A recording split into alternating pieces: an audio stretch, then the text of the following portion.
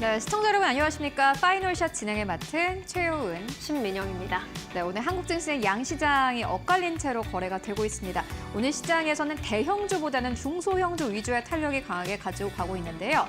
코스피는 약보합 수준에서 거래되고 있습니다. 2,570선 혹은 그 밑에서 움직이고 있는 보합권을 보여주고 있는데 외국인들은 팔고 나가고 있지만 오늘 시장에서도 기관은 소폭이나마 코스피 안에서 매수하고 있고요.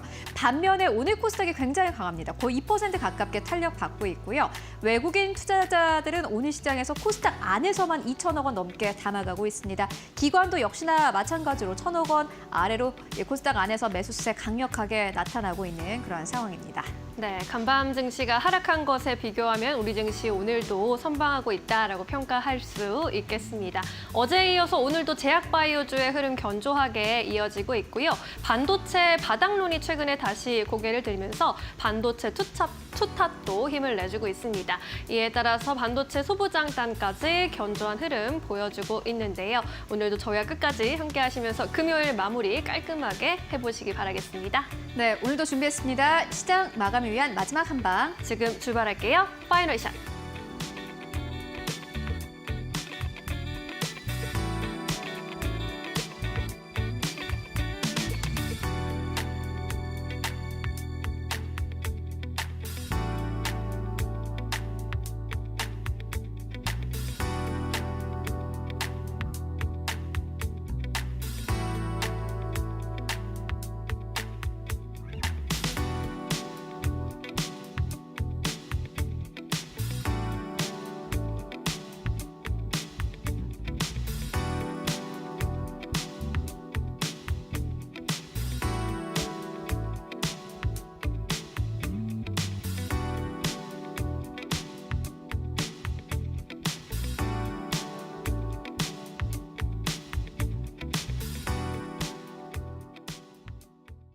네, 오늘 한국 증시는 코스닥만 강력하게 현재 힘을 내고 있습니다.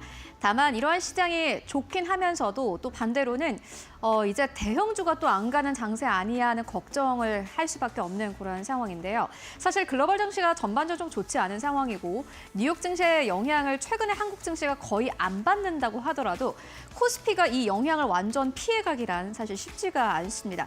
그렇기 때문에 걱정에 아마 빠지신 분들 많을 것 같은데 대형주들 지금 보면 안 되나 위험 자산 쪽은 보면 안 되나 하는 걱정들 나오고 있습니다. 전반적인 시장 상황을 좀 보고 갈 텐데요. 가치 투자자로 알려진 워렌 버핏이 최근에 현금의 비중을 크게 늘리고 있다는 소식 아마 다들 한 번쯤은 들어보셨을 것 같습니다. 이 소식이 들려온 지가 약 3달 정도가 됐는데 역시 워렌 버핏은 앞을 내다볼 줄 안다라는 감탄사가 또 나오고 있기도 합니다. 보시다시피 최근 2년 동안 워렌 버핏의 버크셔 해서웨이는요. 전체 현금 보유량이 10%에서 30%대까지 올라왔습니다. 최근에 얼마의 현금을 가지고 있나 봤더니 3,250억 달러의 현금을 현재 비축하고 있는 것으로 나타났습니다. 현금을 가지고 있다는 것은 다양한 의미가 있을 텐데 지금이 위험하다 이렇게 인식을 하는 거일 수도 있겠고요. 주식시장이 내려오면 그때 사야지라는 생각을 하고 있는 것일 수도 있겠고 어떤 위기가 오는 것이 아니냐 하는 걱정이 담겨져 있는 것일 수도 있겠습니다. 버크셔 해서웨이 현금 보유 비중이 30%에 근접하면서 시장에서는 R과 S의 공포가 모두 다 시장을 짓누르고 있는 것이다 라고 평가를 하기도 했습니다. 경기 침체는 물론이고요. 경기 침체가 오니 앞으로 수요가 줄어들 것이다라는 걱정이 나오고 있는데 그렇다면은 지금 위험자산 시장은 모두 다 정리를 해야 하는 것일까요? 오늘 금값이 보니까 거의 3,000달러 선까지 가깝게 갔습니다. 온스당 3,000달러 선까지 가깝게 간 건데 이 말은즉슨 안전자산에 대한 수요는 올라가고 위험자산에 대한 수요는 내려간다라는 의미이기도 합니다. 지금이라도 발을 빼야 하나라는 걱정이 드는 타이밍인데 대신증권에서는 이렇게 이야기를 합니다. 불안한 것은 사실이다. 하지만 위험 자산을 버릴 시점은 아니다라고 이야기를 하고 있습니다. 구루가 정확한 방향을 제시하더라도 수요 파괴 발생 시점까지 맞추는 것은 아닙니다. 아무리 워렌 버핏이라도 언제 수요가 뚝 떨어질 것이다 하는 정확한 수요 예측을 하기는 쉽지 않다라는 의미이기도 한데요. 지금까지 그렇습니다. 미국발 금융위기가 버크셔 해서웨이가 현금 보유 비중을 늘린 지 3년 후에 발생한 것이 아마 그 예가 될 것 같은데요. 3년 전부터 버크셔 해서웨이가 계속해서 이 현금 비중을 늘릴 때 뭔가 좀 어떠한 일이 생기는 것이 아닌가 하는 우려가 있었지만은 사실 3년 동안은 아무런 일이 없었습니다. 버크셔 해서웨이 같은 기업은 사실 큰 관점에서 봐야 하기 때문에 이렇게 큰 전체적으로 긴 시간을 가져갈 수밖에 없는 거고요. 대신증권에선 그렇기 때문에 이야기를 합니다. 원자재 뷰를 기존과 동일하게 가지고 가겠다. 지금은 R과 S에 대한 공포를 우리가 느끼기에는 너무나 빠른 것 같다라면서 원자재 2분기, 3분기에는 비중을 확대하는 것이 맞는 전략이다라는 투자 의견을 제시했습니다. 최근에 원자재 지수를 보면요, 좀 뚝 떨어진 모습을 확인하실 수 있습니다. 주가는 올라갔는데 원자재 가격은 뚝 떨어진 상황입니다. 뭔가 이상하지 않습니까? 수요가 올라가게 된다면은 주식시장은 올라가는 게 맞는데 원자재 지수는 전반적으로 좀 내려온 겁니다. 아마 트럼프발에 대한 우려가 있는 상황인 것으로 보여지는데요. 다음 페이지를 통해서 조금 더 자세하게 만나보도록 하겠습니다. 원자재가 충분히 상승 가능하다라고 대신증권에서는 3거래일 전에도 리포트를 냈고 오늘 다시 한번 리포트를 발행하기도 했습니다. 근거는 깔끔하게 3가지로 정리를 해볼 수 있을 것 같은데요. 먼저 첫 번째 근거는요. 선행지표가 상승을 가리키는 중이다라고 설명을 합니다. 이 선행지표라는 게 금리를 생각을 해볼 수 있을 것 같은데 금리가 원래 내려갈 때에는 원자재를 사려는 수요가 늘어납니다. 그런데 어찌됐든 간에 금리를 우리가 생각하는 것만큼 많이 내리지 않더라도 이번 해 안에 페드는 물론이고 한국은행도 물론이고요. 금리를 인하하려는 움직임이 더 큽니다. 이렇게 큰 관점에서 봤을 때 어찌됐든 금리는 내려갈 것이고 그렇기 때문에 원자재 수요는 늘어나는 것이 맞다라는 첫 번째 근거를 제시했고요. 두 번째 근거는요. 달러화가 최근 들어서 진정되고 있는 상황이고 비미국의 경제 정책을 우리가 생각해 볼 수 있을 것 같습니다. 중국과 독일은 최근 들어서 경기 부양책을 강화하고 있습니다. 중국도 그렇고 독일도 그렇고요. 제조국입니다. 제조국에서 이렇게 다양한 부양 정책을 펼치게 된다면 당연히 원자재 수요는 올라갈 수밖에 없는 게 경제의 순리라고 할 수 있겠고요.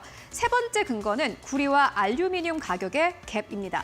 원래 수요가 올라갈 때 구리 가격이 함께 상승 탄력을 받고 구리를 대체할 수 있는 게 알루미늄인데 알루미늄이 구리만큼 가격이 또 올라가면서 그 갭을 좁혀가는 그러한 흐름이 있는데 이런 흐름을 봤을 때 원자재는 앞으로도 충분히 상승이 가능하다라는 의견 나오고 있습니다. 그렇다면 섹터별로 좀 만나보고 갈까요?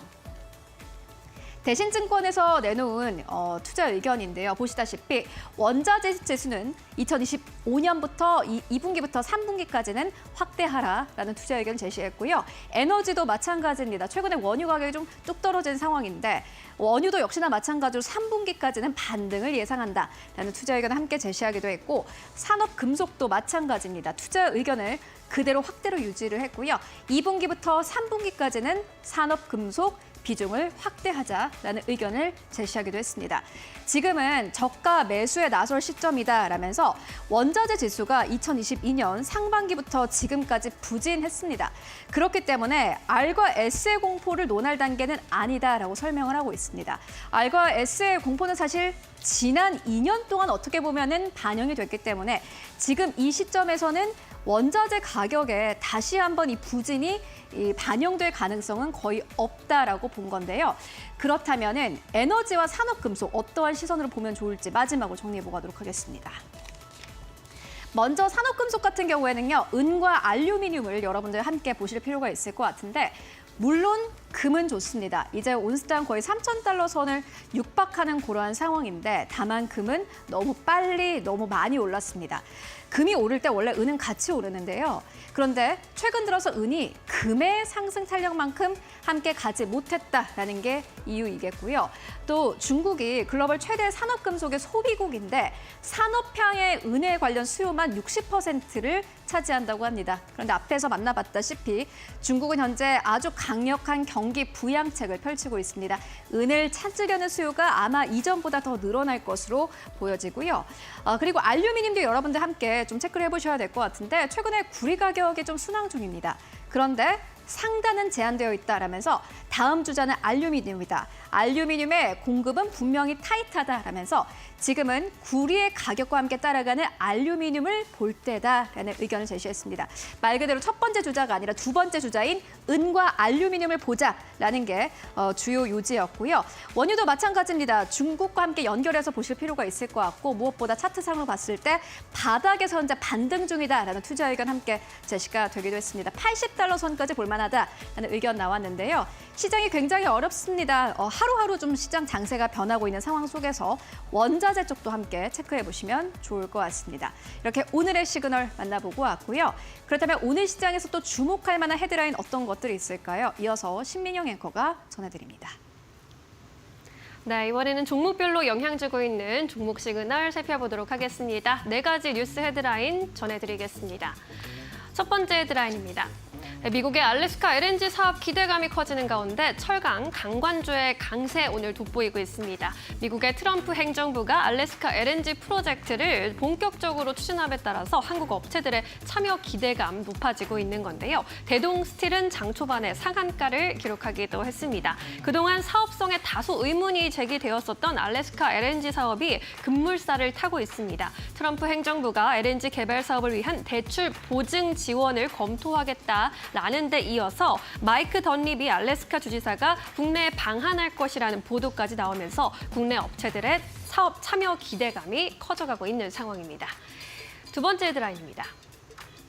네, 메디톡스 관련 소식입니다. 오늘 톡신 허가 취소 소송에 최종 승소했다라는 소식 들려오면서 주가도 상승세 연출하고 있습니다. 이 보톡스, 메디톡신의 품목 허가를 취소한 식품의약품안전처를 상대로 낸 행정소송에서 최종 승리했습니다. 이에 따라 식약처가 2020년 6월에 허가 취소 처분한 메디톡스의 보툴리눔 톡신 제제, 메디톡신 3개 단위에 대한 처분은 최종적으로 취소가 됐고요. 여기에 대해서 이제 메디톡스가 전날 내놓은 실적 공시에서 2년 연속 사상 최대 매출을 경신했다고 알리면서 투자 심리가 집중되고 있는 것으로 풀이됩니다.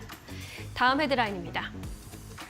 네, 삼성 SDI는 2조 규모의 유상증자 결정 공시를 내놓은 가운데 오늘 장중에 52주 신저가를 찍었습니다. 오늘 2조 원 규모의 유상증자 계획을 알렸습니다. 주주 배정 후 실권주 일반 공모 방식으로 1,182만 1000여 주를 진행하는데요. 증자 비율은 16.8%입니다. 신주 배정은 4월 18일을 기준으로 5월 22일에 확정 발행가액이 결정되고요. 이후에 6월 19일께 신규 상장 마무리될 예정입니다.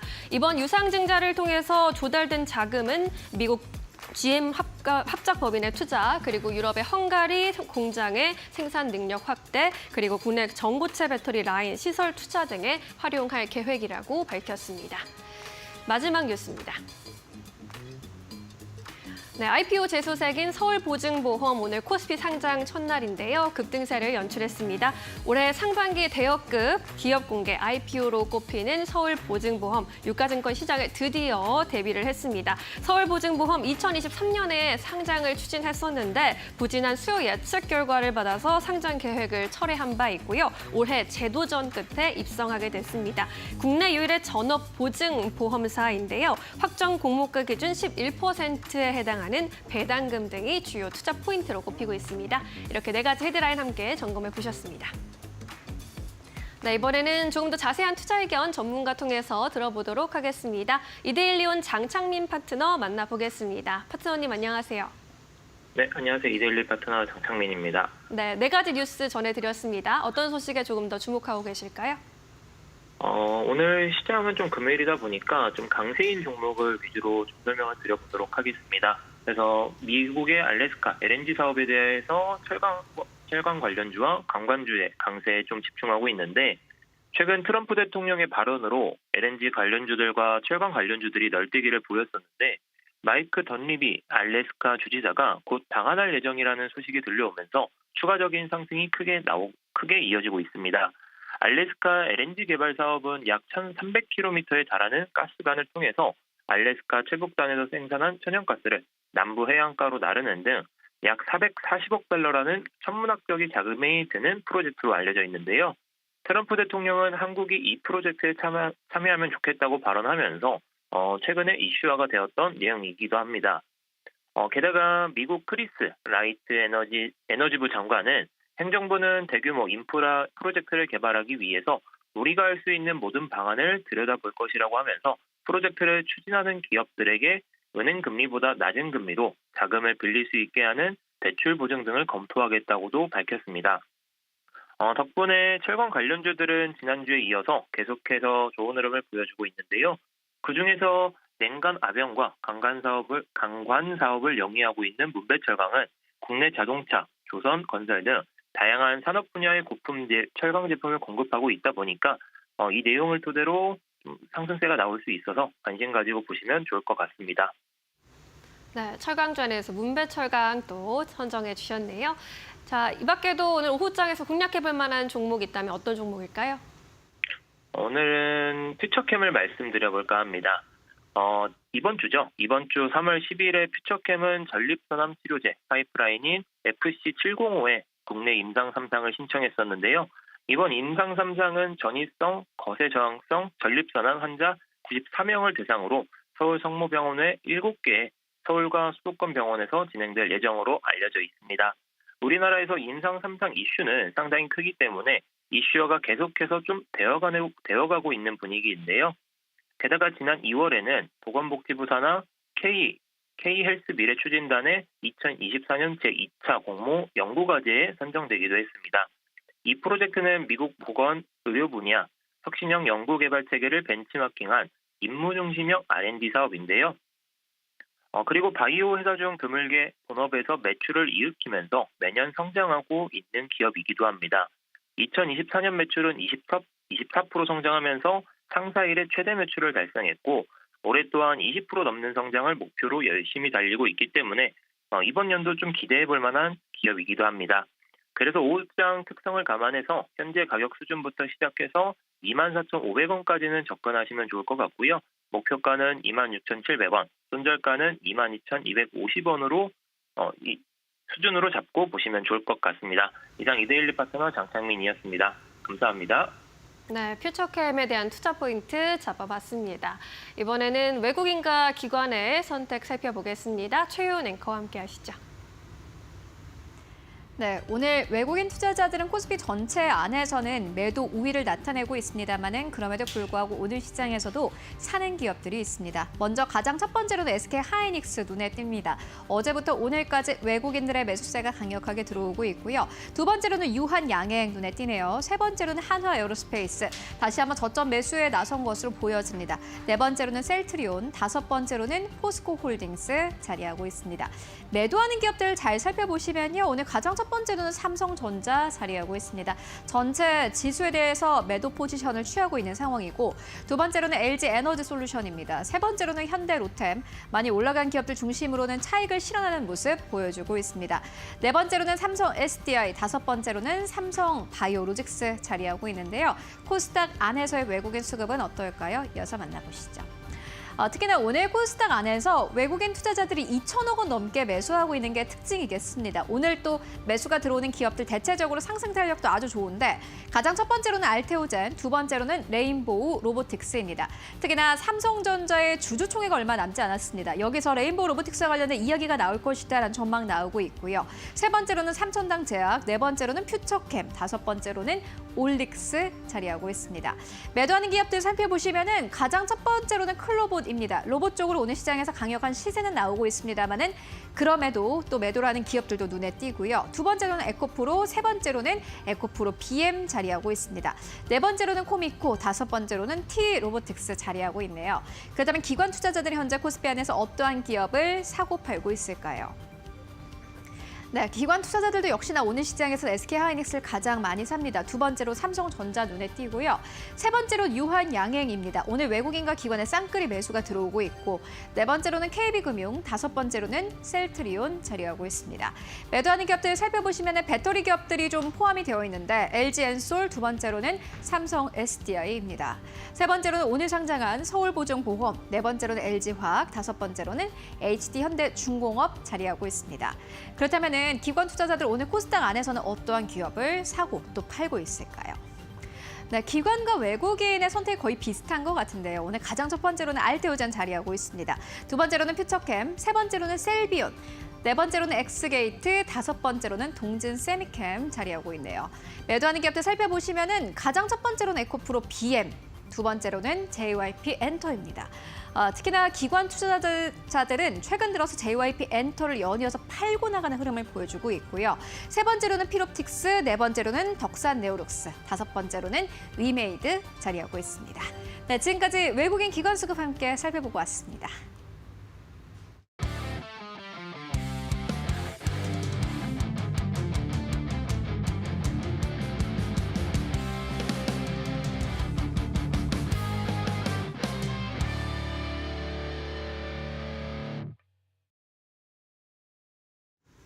이데일리온 이재선 파트너와 함께하는 만루홈런 시작하겠습니다. 오늘 결국 시장에서 승리할 수 있는 만루홈런 같은 종목들 찾아보도록 하겠습니다. 파트너님 안녕하세요. 네, 안녕하세요. 네, 코스닥이 코스피보다 더 강한 흐름 이어가고 있는 금요일장입니다. 그래도 이제 미국 증시가 간밤에 하락한 것에 비하면 우리 증시 잘 버텨주고 있는 것 같은데요. 오늘 시장 판세 어떻게 읽어볼까요?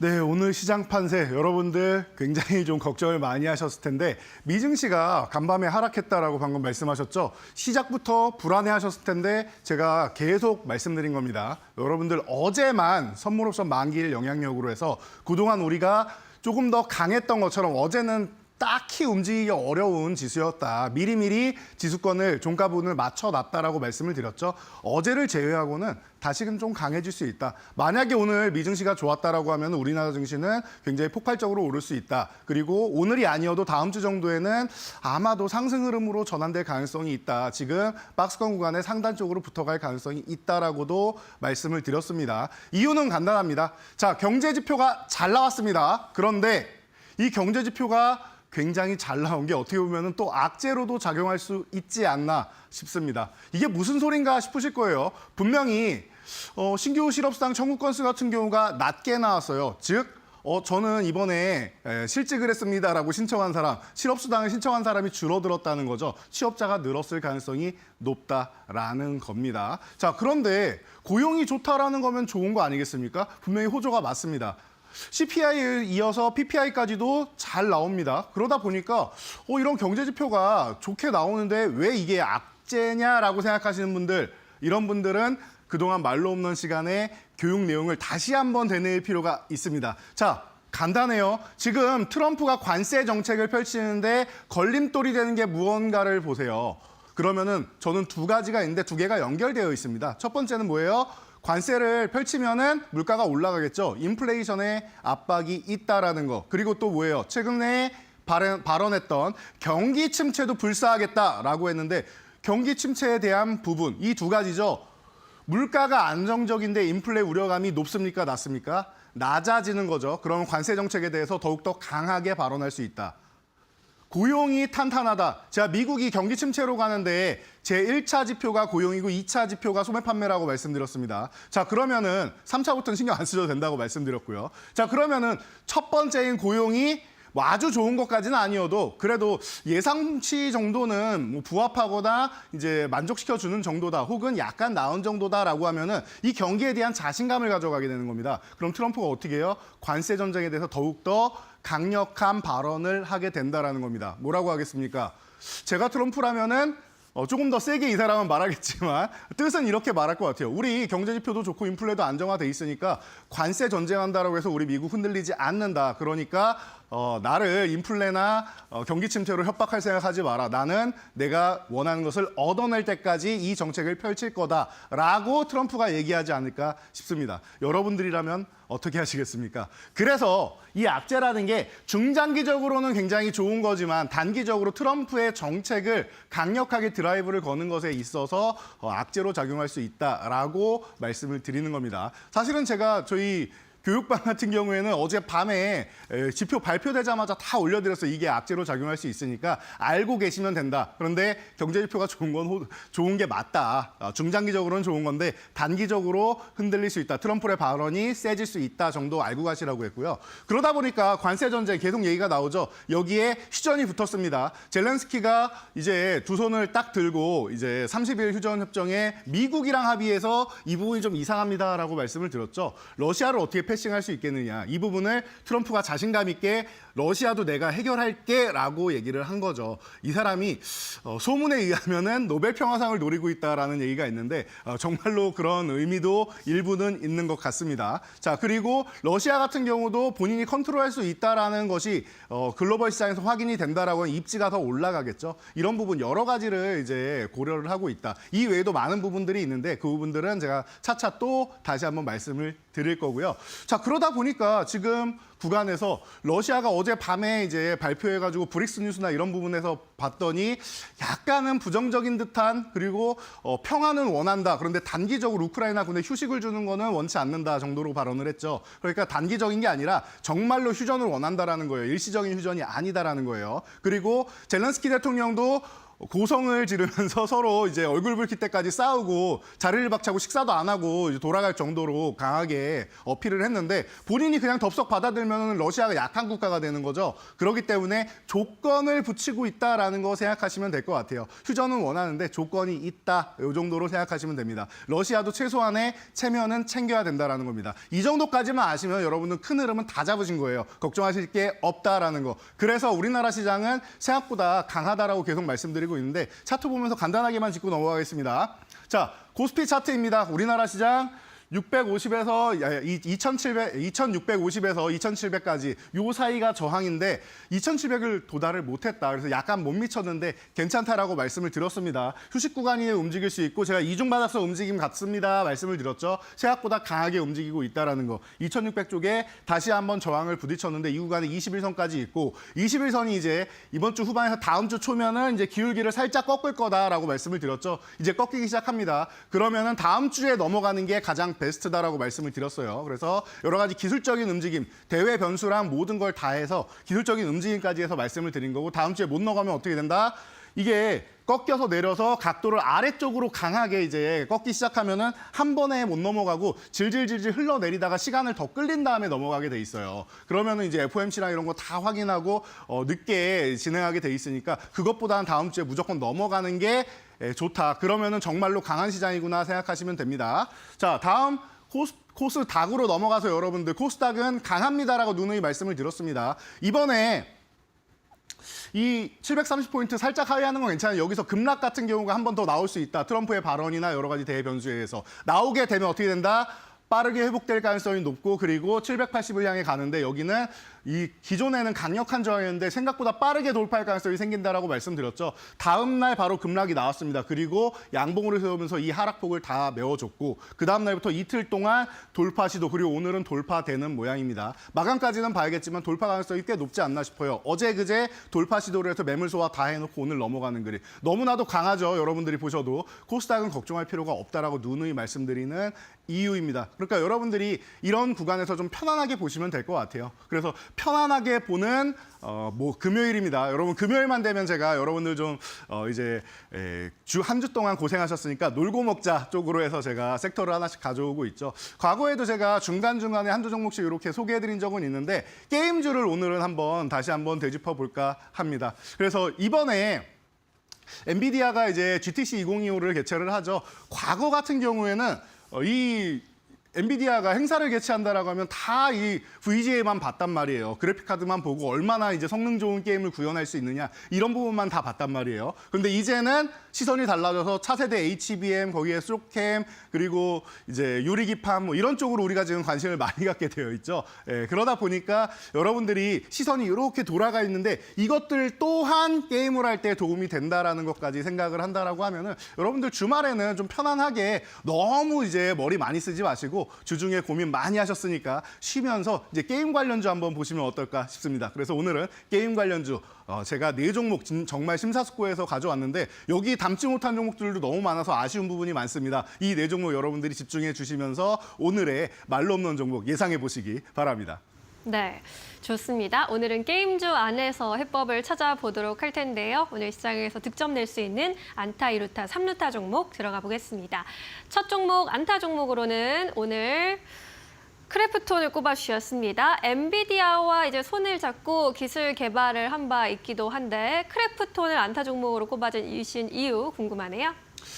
네, 여러분들도 뭐 안타 종목이다라고 하면은 이제는 안정적인 종목이다라는 거 알고 계시겠죠? 그 안정적인 종목 하면은 시가총액이랑 여러 가지를 생각할 수가 있는데요. 시가총액 그리고 현재 실적 그리고 앞으로의 뭐 성장성 모두 통틀었을 때 가장 편안한 종목이 아닌가 싶어요. 과거에는 이 위치를 NC소프트가 차지하고 있었는데 뭐 기존에 있던 이제 뭐 여러 가지 좀 이슈들이 좀 많이 있었죠. 그러다 보니까 넥슨 같은 경우에는 이제 확률형 게임 쪽으로 문제가 많았고 그리고 NC소프트 같은 경우에는 이 NC소프트를 먹여 살렸던 뭐 린저씨들과의 좀 약간 안 좋은 분쟁이나 이런 부분이 있었죠. 대응이 안 좋았다라고 보면 되겠죠. 그러다 보니까 여러 가지 측면에서 이 두 기업들보다는 지금은 크래프톤이 가장 안정적인 종목이 됐습니다. 이 펍지에서 나온 이 배틀그라운드 IP가 글로벌 시장을 강타하고 있으면서 PC로 시작해서 모바일까지도 완벽하게 적응을 해나가면서 점유를 하고 있습니다. 제가 알기로 7주년이 넘었다라고 들었는데요. 제 주변에 계신 분들도 많이들 하시더라고요. 지인들끼리 모여서도 하시고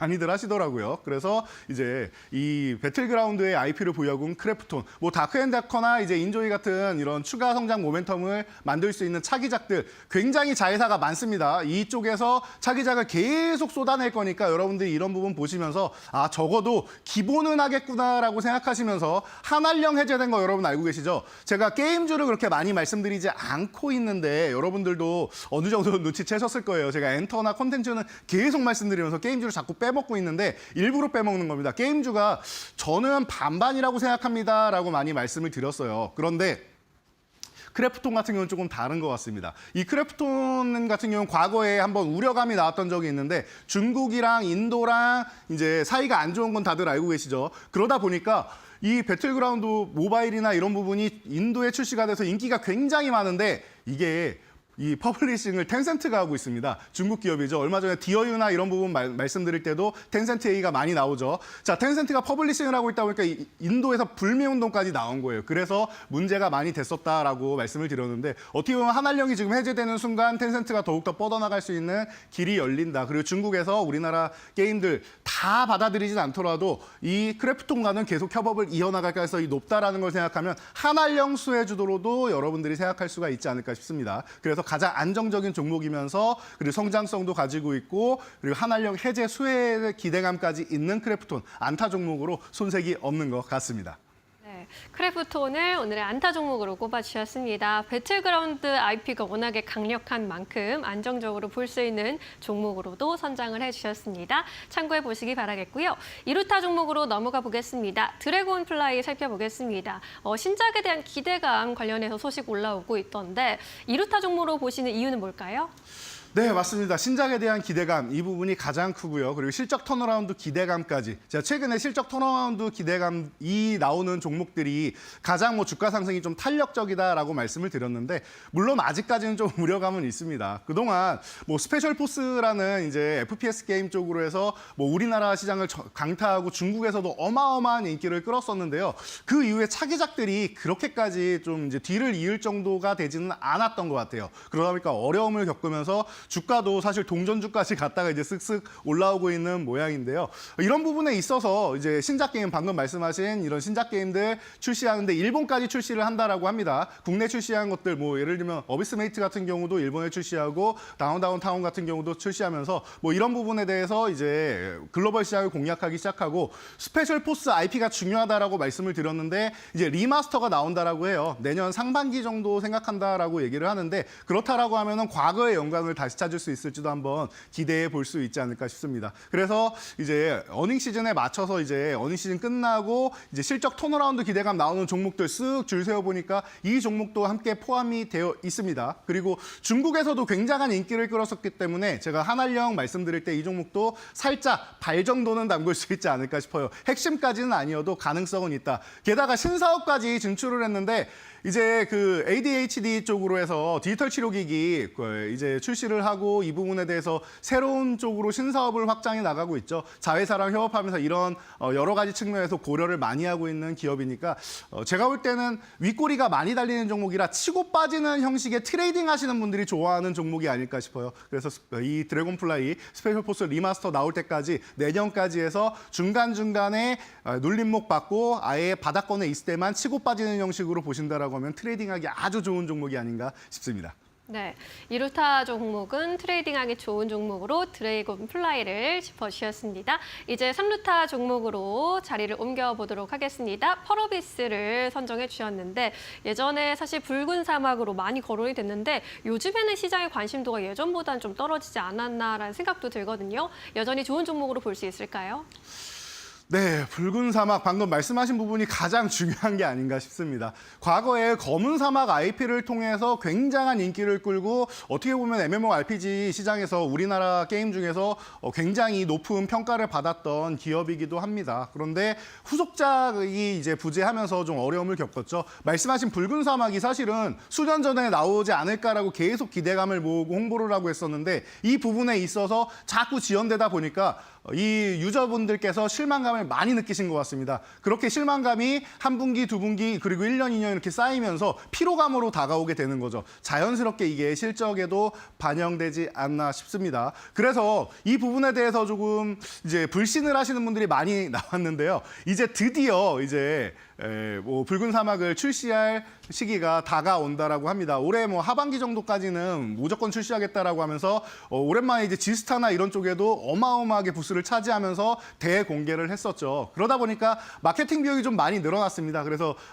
이 부분에 대해서 이제 살짝 적자 전환이 됐는데 적자 전환된 부분까지도 실적 턴어라운드 될 가능성이 매우 높은 기업이니까 이런 부분 걱정할 필요가 없지 않나 싶습니다. 그리고 나서 과거에 도깨비라고 해서 우리가 메타버스 세계관 쪽으로 해서 도깨비를 출시한다라고 들은 지가 제가 듣기로는 한 5년 된 것 같아요, 여러분. 그런데 아직까지도 이제 이쪽에 그 개발을 박차하지 못하고 있었어요. 왜냐하면은 붉은 사막이 먼저 나오고 나서 넘어가야 되는데 이게 어려웠던 거죠. 그런데 붉은 사막이 이제 정말로 출시된다라는 걸 믿을 수가 있는 게 이쪽 개발팀에서 일부가 도깨비 플랜 쪽으로 넘어가고 있다라고 합니다. 그럼 붉은 사막이 출시되는 거 이제 더 이상 밀린다라고 생각하지 않아도 될 것 같고요. 그리고 도깨비 쪽부터 해가지고 이제 플랜 뭐 H나 여러 가지 후속작을 개발하는데 이제 속도를 박차할 수 있다라는 거 여러분들이 생각하신다라고 하면은 그동안 좀 어려웠던 구간을 이제 다시 한번 이겨내고 비상하기 위해서 날개짓을 하기 위해서 대기하고 있는 기업이 아닌가 싶습니다. 3루타 종목은 호타준족이라고 많이 말씀드렸는데 그동안은 발걸음이 너무 무거웠어요. 모래주머니를 차고 있었는데 그 모래주머니가 바로 지연되고 있던 붉은 사막이 아닌가 싶습니다. 이제 모래주머니를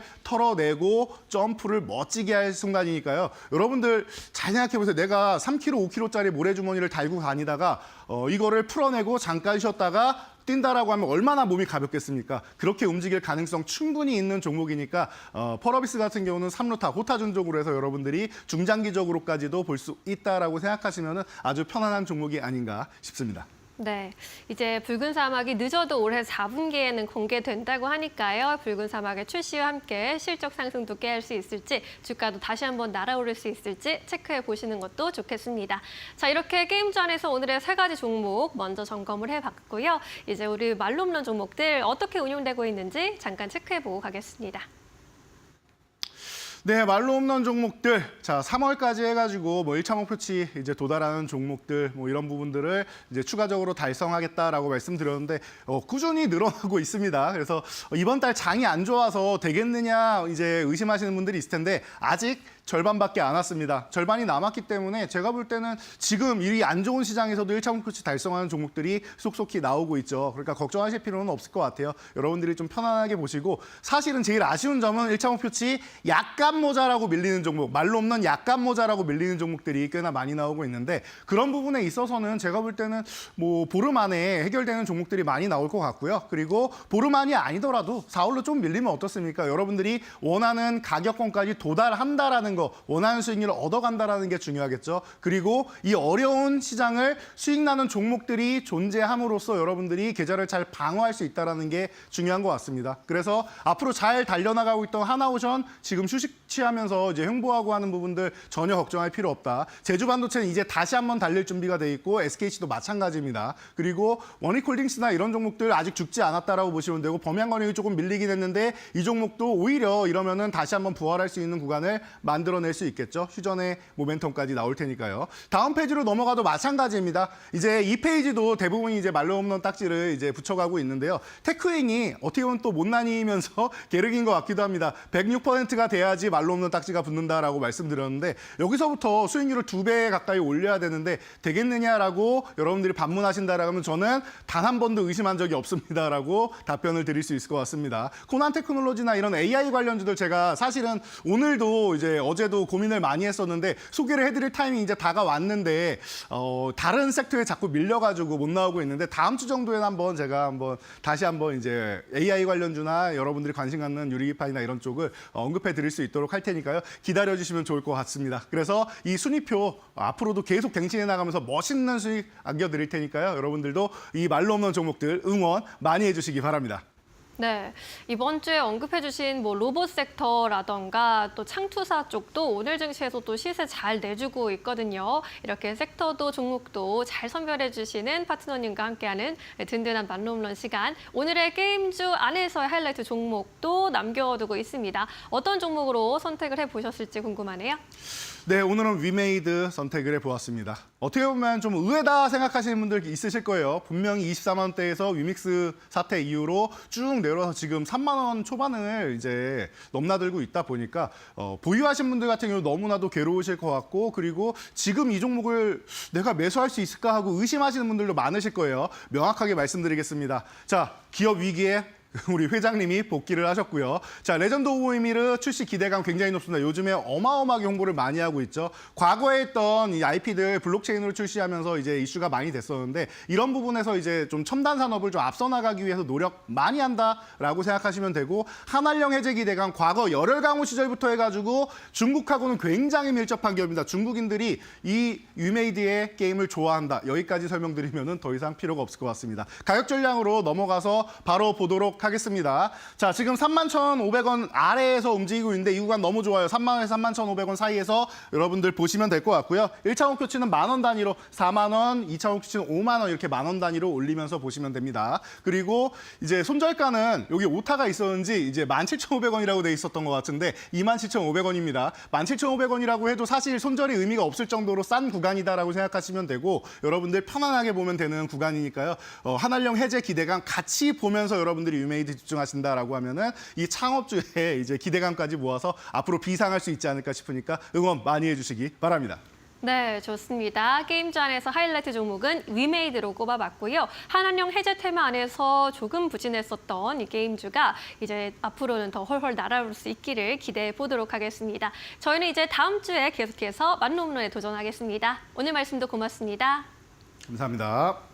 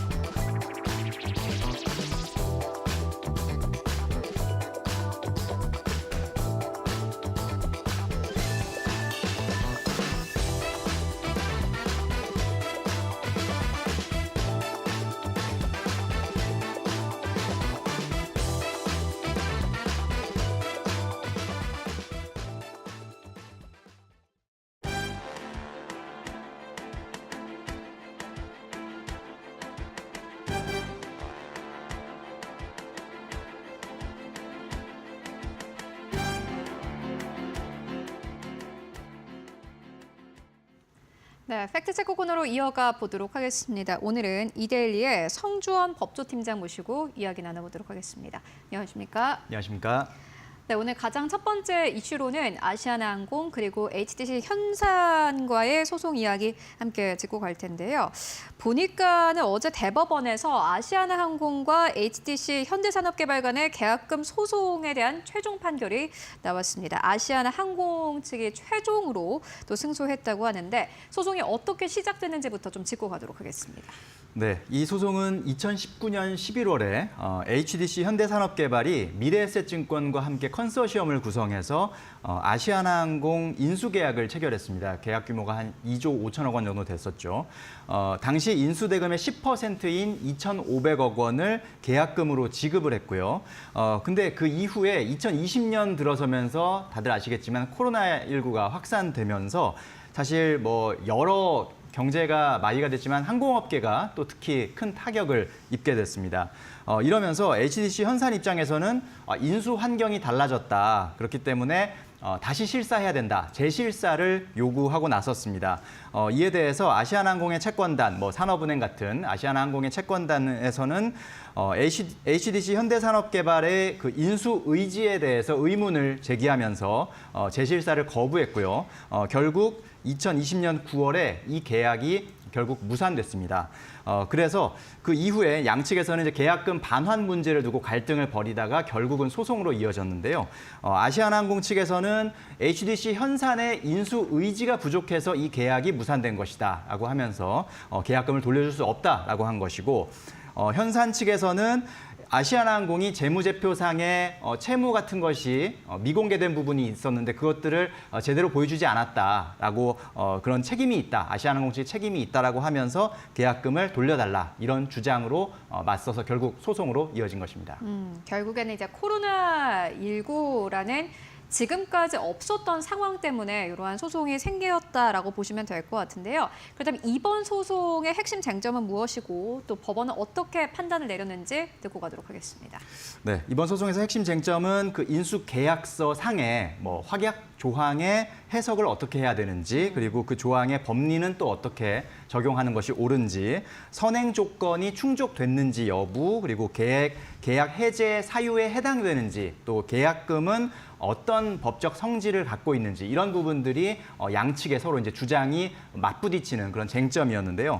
1심 재판부의 판단은 인수 계약은 원고들의 해지 통보로 적법하게 해지됐다. 그래서 원고인 아시아나항공 측의 손을 들어줬습니다. 그러니까 피고 측, 이 HDC 현산 측이 잘못을 했기 때문에 당연히 아시아나항공 측에서는 이 계약의 해지를 그냥 통보함으로써 계약을 마무리할 수 있다. 이렇게 이제 본 것인데요. 항소심에서도 역시 1심 판결이 유지가 됐습니다. 항소심에서는 이 아시아나항공 등의 재무 상태 또 영업 상태가 악화된 것은 코로나19로 인한 천재지변에 해당하는 것이기 때문에 이것은 아시아나항공의 책임이 아니다라고 이제 판단한 것입니다. 아시아나항공 측에서는 또 계약서 상에 있는 그런 확약 조항들을 모두 준수를 했고 또 선행 조건도 모두 충족이 됐다라고 하면서 그러니까 그 매도인 측의 잘못은 없다, 책임이 크게 없다라고 이제 판단한 것입니다.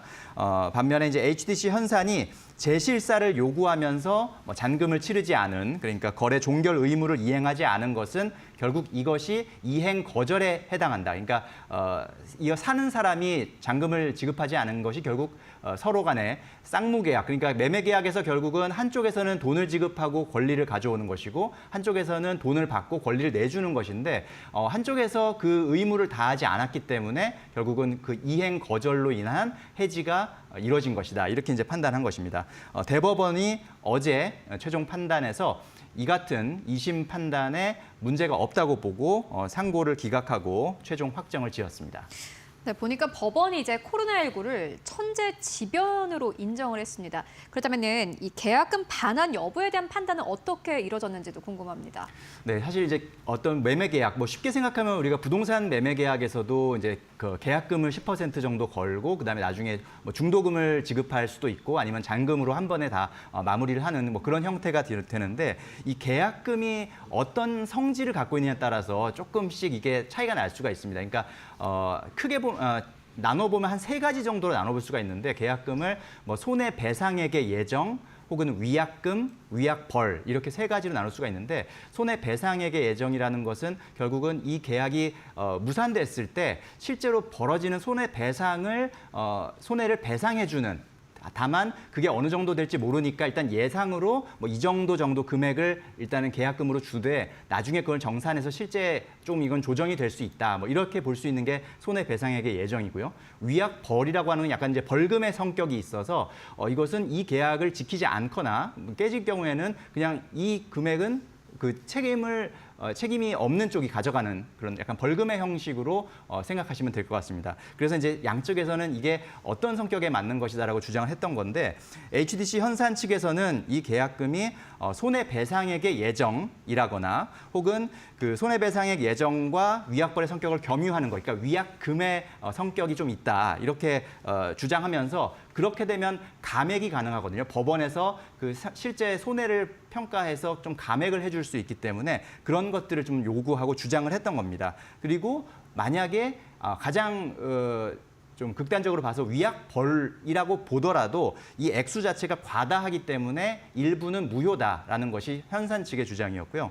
하지만 법원에서는 인수계약에서 그 계약서 내용을 살펴보면 계약금이 위약벌이라고 명시가 되어 있고 그리고 계약 협상 과정에서 중간에 현산 측에서 이것을 손해배상액의 예정액으로 수정 요청을 했다가 철회를 했다는 그런 또 정황이 있었고요. 그리고 별도의 손해배상 청구가 가능하도록 규정한 점 이런 걸 감안해 봤을 때 요거 처음에 계약금은 위약벌이고 별도의 손해배상도 청구가 가능하도록 해놨으니까 그렇게 했기 때문에 이제 법원에서는 위약벌로 판단한 것입니다. 또한 위약벌은 이제 앞서서 말씀드린 것처럼 손해배상액의 예정과 달리 감액을 할 수가 없는 그런 성격이 있고요. 또 계약 체결 경위와 내용 등을 고려할 때 이것은 뭐 사회적 타당성이 인정되기 때문에 2,500억 원 전액, 그러니까 계약금으로 지급한 현산 측에서 2,500억 계약금 전액은 결국은 위약벌로 인정돼서 아시아나항공 측에 귀속되는 것이 맞다 이렇게 이제 최종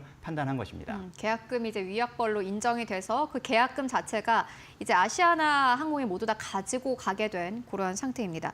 보니까는 코로나19와 같은 이런 특수한 상황이 어떤 좀 영향을 미쳤다라고 보는 것이기에 법원이 이러한 판단을 내렸습니까? 네, 이 거래 계약에서는 좀 그 거래가 중단될 수 있게 하는 그런 또 조항들도 있습니다. 뭐 예를 들면은 이제 중대하게 부정적인 영향 조항이라는 것이 있는데요. 여기에 해당될 경우에는 어떤 거래 계약, 매매 계약이나 이런 거래 계약이 중단되는 사유로 적용될 수가 있습니다. 그런데 법원에서는 이 코로나19를 천재지변 또는 산업의 일반적인 환경의 변화라고 보아서 이것이 중대하게 부정적인 영향에 해당되지 않는다, 제외되는 사유다 이렇게 판단을 했습니다. 또한 아시아나항공은 코로나19 이후에 화물 운송 비중을 확대하고 여객 운송을 축소한 그런 조치들을 취했는데 이것은 당시 코로나19 상황에서 우리가 다들 아시겠지만 여객은 이제 사람들은 이동하기가 어려웠고 대신 이제 물류가 상당히 많이 이제 이동하는 그런 수요가 늘었었죠.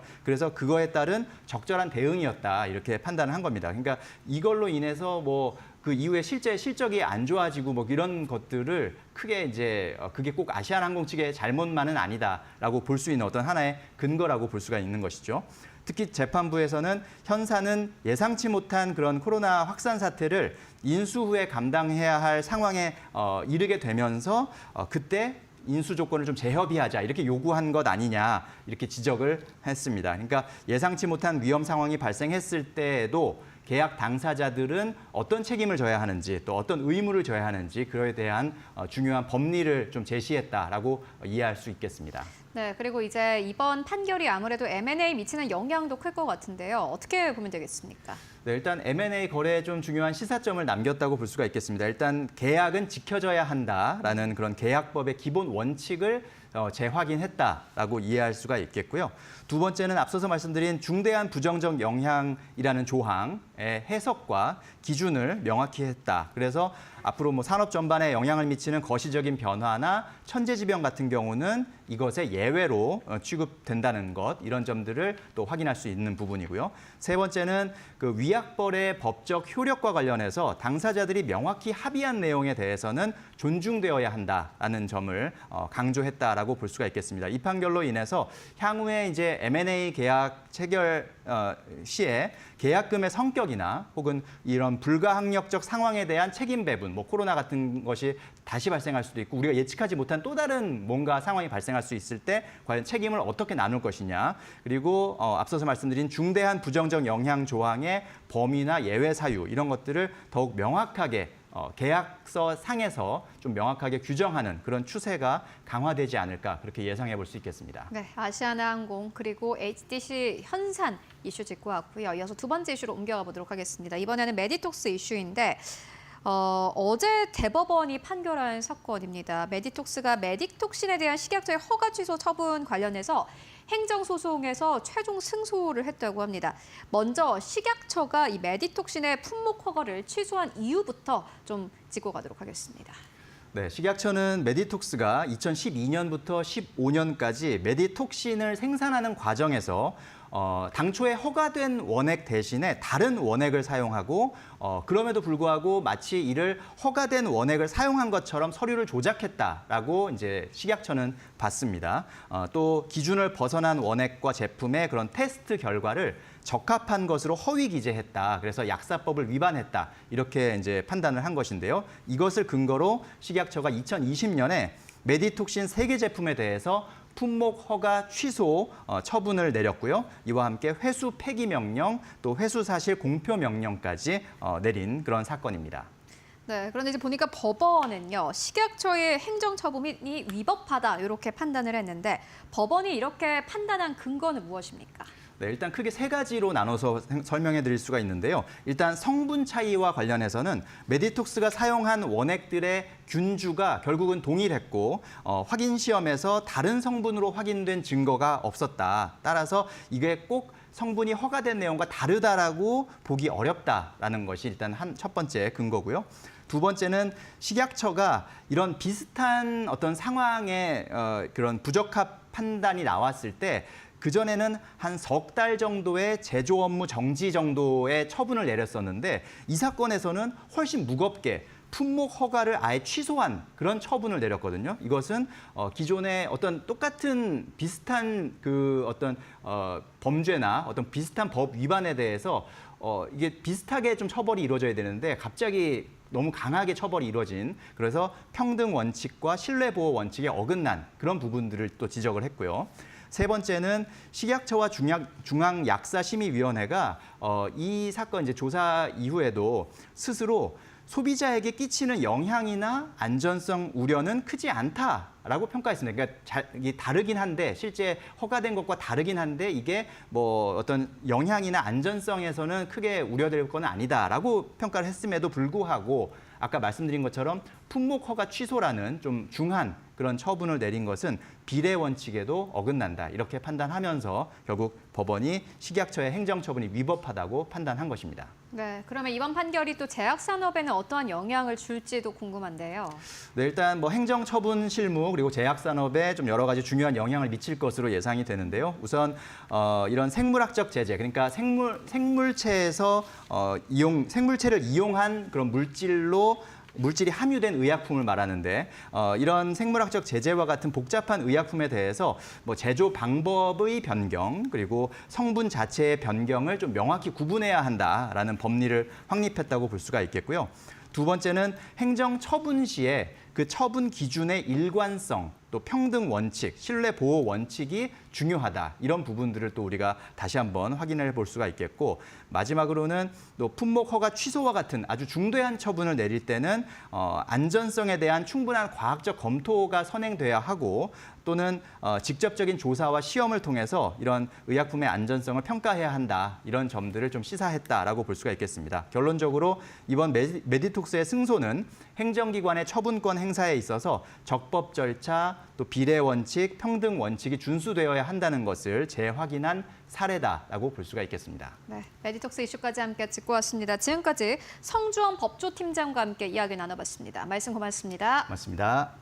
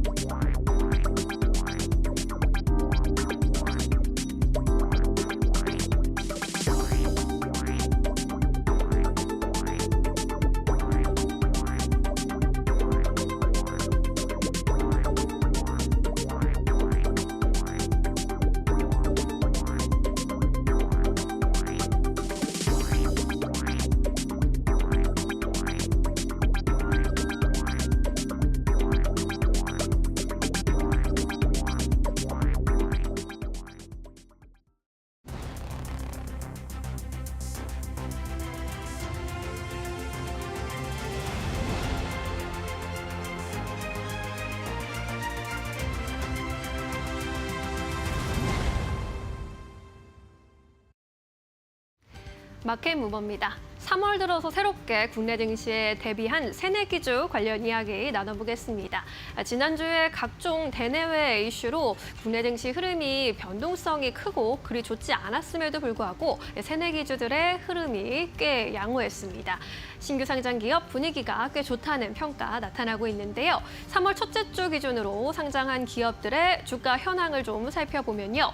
대진 첨단 소재가 지난 6일 목요일에 상장을 코스닥에 했는데 상장 첫날부터 따상 공모가 대비 2배 상승을 기록한 바 있습니다. 그로부터 약 일주일 정도 지나고 나서 13일경에 46%의 수익률을 기록을 하고 있습니다. 대진 첨단 소재는 높은 공모 청약 경쟁률을 기록한 바 있는데요. ESS 사업 중심의 북미 시장 진출 소식 전해지면서 주가의 탄력이 전해지고 있습니다.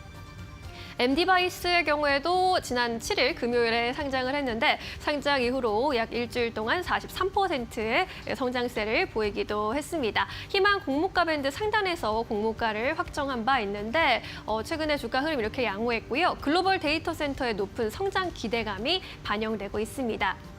물론 상장 직후에 전문 투자자들 중심으로 차익 실현 매물이 출회가 나타나지 않은 것은 아니지만 그래도 전방 산업에 대한 성장성이 강하게 반영되고 있다는 평가를 받아갑니다.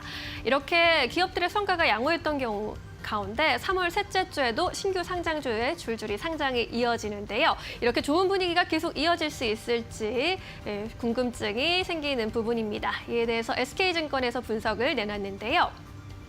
이렇게 좋은 분위기를 이어갈 수 있을지는 미지수이겠지만 20일 목요일에 상장 예정인 기업들 상대적으로 더 긍정적인 주가 흐름을 보일 것으로 기대된다라는 분석을 제시했습니다. 먼저 TSR 로보틱스의 경우에 글로벌 시장의 주요 화두로 대두되고 있는 로봇 자동화 사업을 영위하고 있다는 점에서 주목할 만하다라고 조언을 했고요. 그리고 한택에도 집중을 했습니다. 상장 직후에 전문 투자자의 차익 실현 매물이 없고 또 청약 장기 보호 예수 비중이 높다라는 점을 긍정적으로 평가하고 있습니다. 이런 가운데 SK증권에서는 포스트 IPO가 여전히 유효한 상황이겠지만 상장 기업들의 소극적인 IR은 문제라고 지적을 하기도 했습니다. 지난해 신규 상장한 기업 중에 약 70%가 여전히 공모가를 하회하고 있는 상황입니다. 공모가 대비 400% 오른 하이젠 R&M 그리고 200% 가까이 오른 우진엔텍과 전진건설 로봇 등을 제외하면 투자자가 기대할 만한 IPO 수익률은 나타나지 못한 셈입니다. 물론 저평가 국면에 진입한 종목들이라면 공모가보다 싼 가격에 투자 가능하다라는 점은 장점으로 꼽힐 수 있겠지만요. 하지만 일부 상장 기업들이 IR 등 투자자들과의 소통에 소극적이라는 점에서 주의해야 한다라고 봤습니다. 이렇게 소통에 소극적이고 외면하는 모습을 보인다라는 것, 기업 공개 상장의 근본적인 이유마저 상실할 수 있음을 유의해야 한다라면서 일침을 놓기도 했는데요. 요즘에는 상장 후 주가 흐름이 시장이 궁금해지는 시기가 이어지고 있습니다. 이렇게 밝은 분위기 나타나고 있는 IPO 시장의 성장세가 오랫동안 유지될 수 있기를 응원해 보겠습니다. 마켓무버 전해드렸습니다. 네, 이어서 오늘 시장에서 핫한 이슈와 종목들 함께 이야기 나눠보도록 하겠습니다. 오늘도 함께 해보도록 할게요. 지신포의 박근호 이사 모시고 이야기 나눠보도록 하겠습니다. 안녕하십니까? 안녕하십니까? 네, 오늘 시장 보니까는 코스닥 쪽이 조금 더 강한 흐름을 보여주고 있습니다. 코스닥이 1.6% 넘게 상승세. 코스피는 어제랑 보니까는 지수 자체는 크게 변동은 없습니다. 0.2% 약보합권. 오늘은 코스닥 안에서 또 테마를 타고 강력하게 올라가는 업종도 꽤 많은 상황인데요. 관련된 이야기 나눠보도록 하겠습니다. 지금 바로 주제 공개해 보도록 할게요. 의료 로봇주가 강세입니다. 로봇주 자체로 최근 들어서 다시 한번 좀 매수세가 강력하게 들어오는 가운데 뭐 큐렉소라든지 고영과 같은 기업들 다시 한번 상승 탄력을 받아가고 있습니다. 앞으로의 전망 사실 궁금한 게 로봇주 안에서도 오늘 의료 로봇이 사실 뚜렷한 테마라든지 이슈는 없는데 좀 매수세가 강력하게 들어온 게 특징이라고 할 수 있겠고 그 안에서의 흐름 그리고 전망 뭐 탑픽 좀 네. 보고 계신 거 있으신지 전반적으로 좀 이야기 듣고 갈게요. 네, 일단 의료 로봇 이제 글로벌적인 우리나라 안에서 사업한다기보다 이제 해외로 진출을 해야 되니까 지금 의료 로봇 시장의 전반적인 어떤 규모를 한번 좀 팩트 체크를 해보도록 하겠습니다. 한 2년 전이죠. 3년 전 22년도에 전 세계 이제 글로벌 의료 로봇 시장이 한 11조 원 정도 규모였었는데 매년 11%를 성장을 하고 있는 상황이죠. 그래서 30년까지 꾸준히 성장을 한다라고 하면은 이제 전체 시장 규모가 30조 원까지 커진다라고 얘기를 하고 있는데 우리가 보통 뭐 관련주들 보면 전 세계 대장주들의 흐름이 좀 중요하잖아요. 우리가 보통 뭐 종합병원 같은 데 가보면은 다빈치 로봇 도입 뭐 이런 것들을 많이 볼 수 있는데 그 다빈치 로봇 수술을 기계를 만드는 회사가 이제 미국의 나스닥에 상장돼 있는 인투이티브 서지컬이라는 기업인데 잠깐 좀 화면 좀 잡아주시면 그 주가 흐름 한번 체크하면서 말씀드리도록 하겠습니다. 지금 보시는 화면은 이제 그 다빈치 로봇을 만드는 수술 로봇을 만드는 인투이티브 서지컬 기업 이제 주가 흐름인데요. 한 10년 동안 우리가 얘기하는 한 10배거 정도, 정확히 한 10배 정도가 오른 기업입니다. 근데 최근에 좀 약간 떨어지고 있는데 시가총액은 240조가 좀 약간 넘죠. 굉장히 큰 기업인데 2월 달 들어서 이제 미국 시장 나스닥 처지면서 같이 좀 떨어지는 모습이 좀 나와주고 있어요. 이런 부분들 좀 참고를 하시면 될 것 같고 우리나라에서 이제 로봇 상장돼 있는 로봇 기업이 수술 로봇 기업이라고 하면 한 4개 정도를 들 수 있는데 앞서서 이제 언급이 된 고영, 그다음에 큐렉소, 그다음에 미래컴퍼니, 그다음에 WSI 이렇게 4개 정도 들 수 있을 텐데 고영이랑 그 큐렉소 정도 보시면 될 것 같아요. 근데 고영 같은 경우는 원래 본래 사업이 지금 좀 약간 침체가 되고 있는 상황이죠. 지금까지는 과거에 이제 고영이 전 세계 1위 기업이었죠. 어떤 쪽에서 1위 기업이었냐면 SMT 이제 실장이라는 사업인데 장비죠. 가장 쉽게 설명드리면 우리가 보통 기판을 뒤집어 보면 납땜이 돼 있거든요. 오돌도돌하게 그 납땜이 제대로 돼 있는지를 과거 이제 2D에서 3D 센싱으로 검사를 할 수 있는 전 세계 탑 플레이어였기 때문에 18년 연속 1위를 기록을 했고 마켓 시어도 50% 넘는데 요게 이제 살아나야지 이제 로봇 모멘텀이 플러스 알파로 가야 되는 거거든요. 이제 얼마 전에 FDA 클래스 2에서 이제 그 인허가를 받으면서 실질적으로 이제 매출에 연결이 될 텐데 그 부분은 조금 시간이 걸릴 것 같긴 합니다. 개인적으로는 일단 뭐 레인보우도 의료 로봇을 뛰어든다라고 합니다만은 뭐 딱히 큰 모멘텀은 시장에서 인정을 안 해주는 것 같고 주가가 이제 설명을 해준다라고 생각을 하고 있는데 큐렉소가 이제 원툴 플레이어라고 보통 얘기를 하죠. 나는 이제 식당 가면은 뭐 하나만 파는 식당이 가장 맛있잖아요. 근데 큐렉소 같은 경우는 요 이제 의료 수술 로봇만 전문적으로 하는 기업이기 때문에 고용도 좋고 큐렉소도 좋은데 큐렉소는 실질적으로 실적은 안 나오긴 합니다만은 매출은 계속 성장을 하고 있어요. 근데 뭐 부채 같은 것도 굉장히 안정적이고 그래서 개인적으로 하나 어떤 원탑을 좀 꼽자라고 하면은 오늘 주가가 좀 가장 세긴 합니다만은 오늘 외국인들이 좀 약간 굉장히 타이트하게 매수가 들어오더라고요. 그래서 원탑은 큐렉소로 저는 좀 말씀을 드려보도록 하겠습니다. 네, 큐렉소에 대한 투자 의견 듣고 왔습니다. 로봇 안에서도 순환매 돌고 있고요. 특히나 성장에 대한 가능성이 어마어마한 곳이기도 합니다. 여러분들 함께 체크해 보시면 좋을 것 같습니다. 그렇다면 오늘 시장에서 또 주목할 만한 뉴스들 어떤 것들이 있을까요? 이어서 신민영 앵커가 전해드립니다. 마켓 무버입니다. 지난 3월 12일 트럼프 대통령의 철강, 알루미늄 관세 발효가 시작됐습니다. 이를 두고 시장에서는 위기다, 기회다 의견이 분분하게 나오고 있는데요. 관련해서 어떤 제도인지 또 앞으로 영향을 어떤지 좀 점검을 해보도록 하겠습니다. 일단 수입 쿼터제가 시행되고 나서 많은 것들이 변화했습니다. 그전에는 관세 없이 쿼터제를 적용했는데 이제는 쿼터 없이 25%의 고율 관세를 부과하게 되는 건데요. 이 쿼터제라는 것은 할당된 수량 이내의 상품에는 낮은 관세율을 적용하지만 해당 수량이 초과하면 높은 관세를 적용하는 것을 의미하죠. 이렇게 쿼터제 폐지 영향이 앞으로 긍정적일 것이다, 또 부정적일 것이다 라는 의견이 좀 팽팽하게 맞서고 있는 상황입니다. 먼저 긍정적 영향에 대해서는 원래 기존의 철강 쿼터제는 품목별로 세부 품목별로 수출할 수 있는 양의 제한이 있었습니다. 그런데 이제 품목별 수출 제한이 없어지기 때문에 이에 따라 탄력적으로 수출 조정량이 가능하다라는 그런 분석이 나옵니다. 장기적으로 봤을 때는 그래서 기회라는 것이 긍정적인 영향의 입장이고요. 반면에 부정적으로 보는 쪽은 한국산의 가격 경쟁력 약화를 우려하고 있습니다. 아무래도 미국산의 가격 경쟁력이 높아지게 되면 미국산 철강의 이러한 높아질 수밖에 없을 텐데요. 그래서 수익성에 저하할 것이라는 우려가 나옵니다. 특히나 우려되는 부분은 대미 철강 수출 비중이 13%를 차지하고 있기 때문에 타격을 피할 수 없을 것이라는 분석이 나옵니다. 이러한 가운데 중국에서는 대규모 철강 감산 계획을 발표하기도 했습니다. 지난 주말 사이에 중국 전인대에서 발표를 했는데요. 중국 국가발전개혁위원회는 철강의 공급 과잉 완화를 위해서 산업의 구조 조정을 촉진하겠다라고 전했습니다.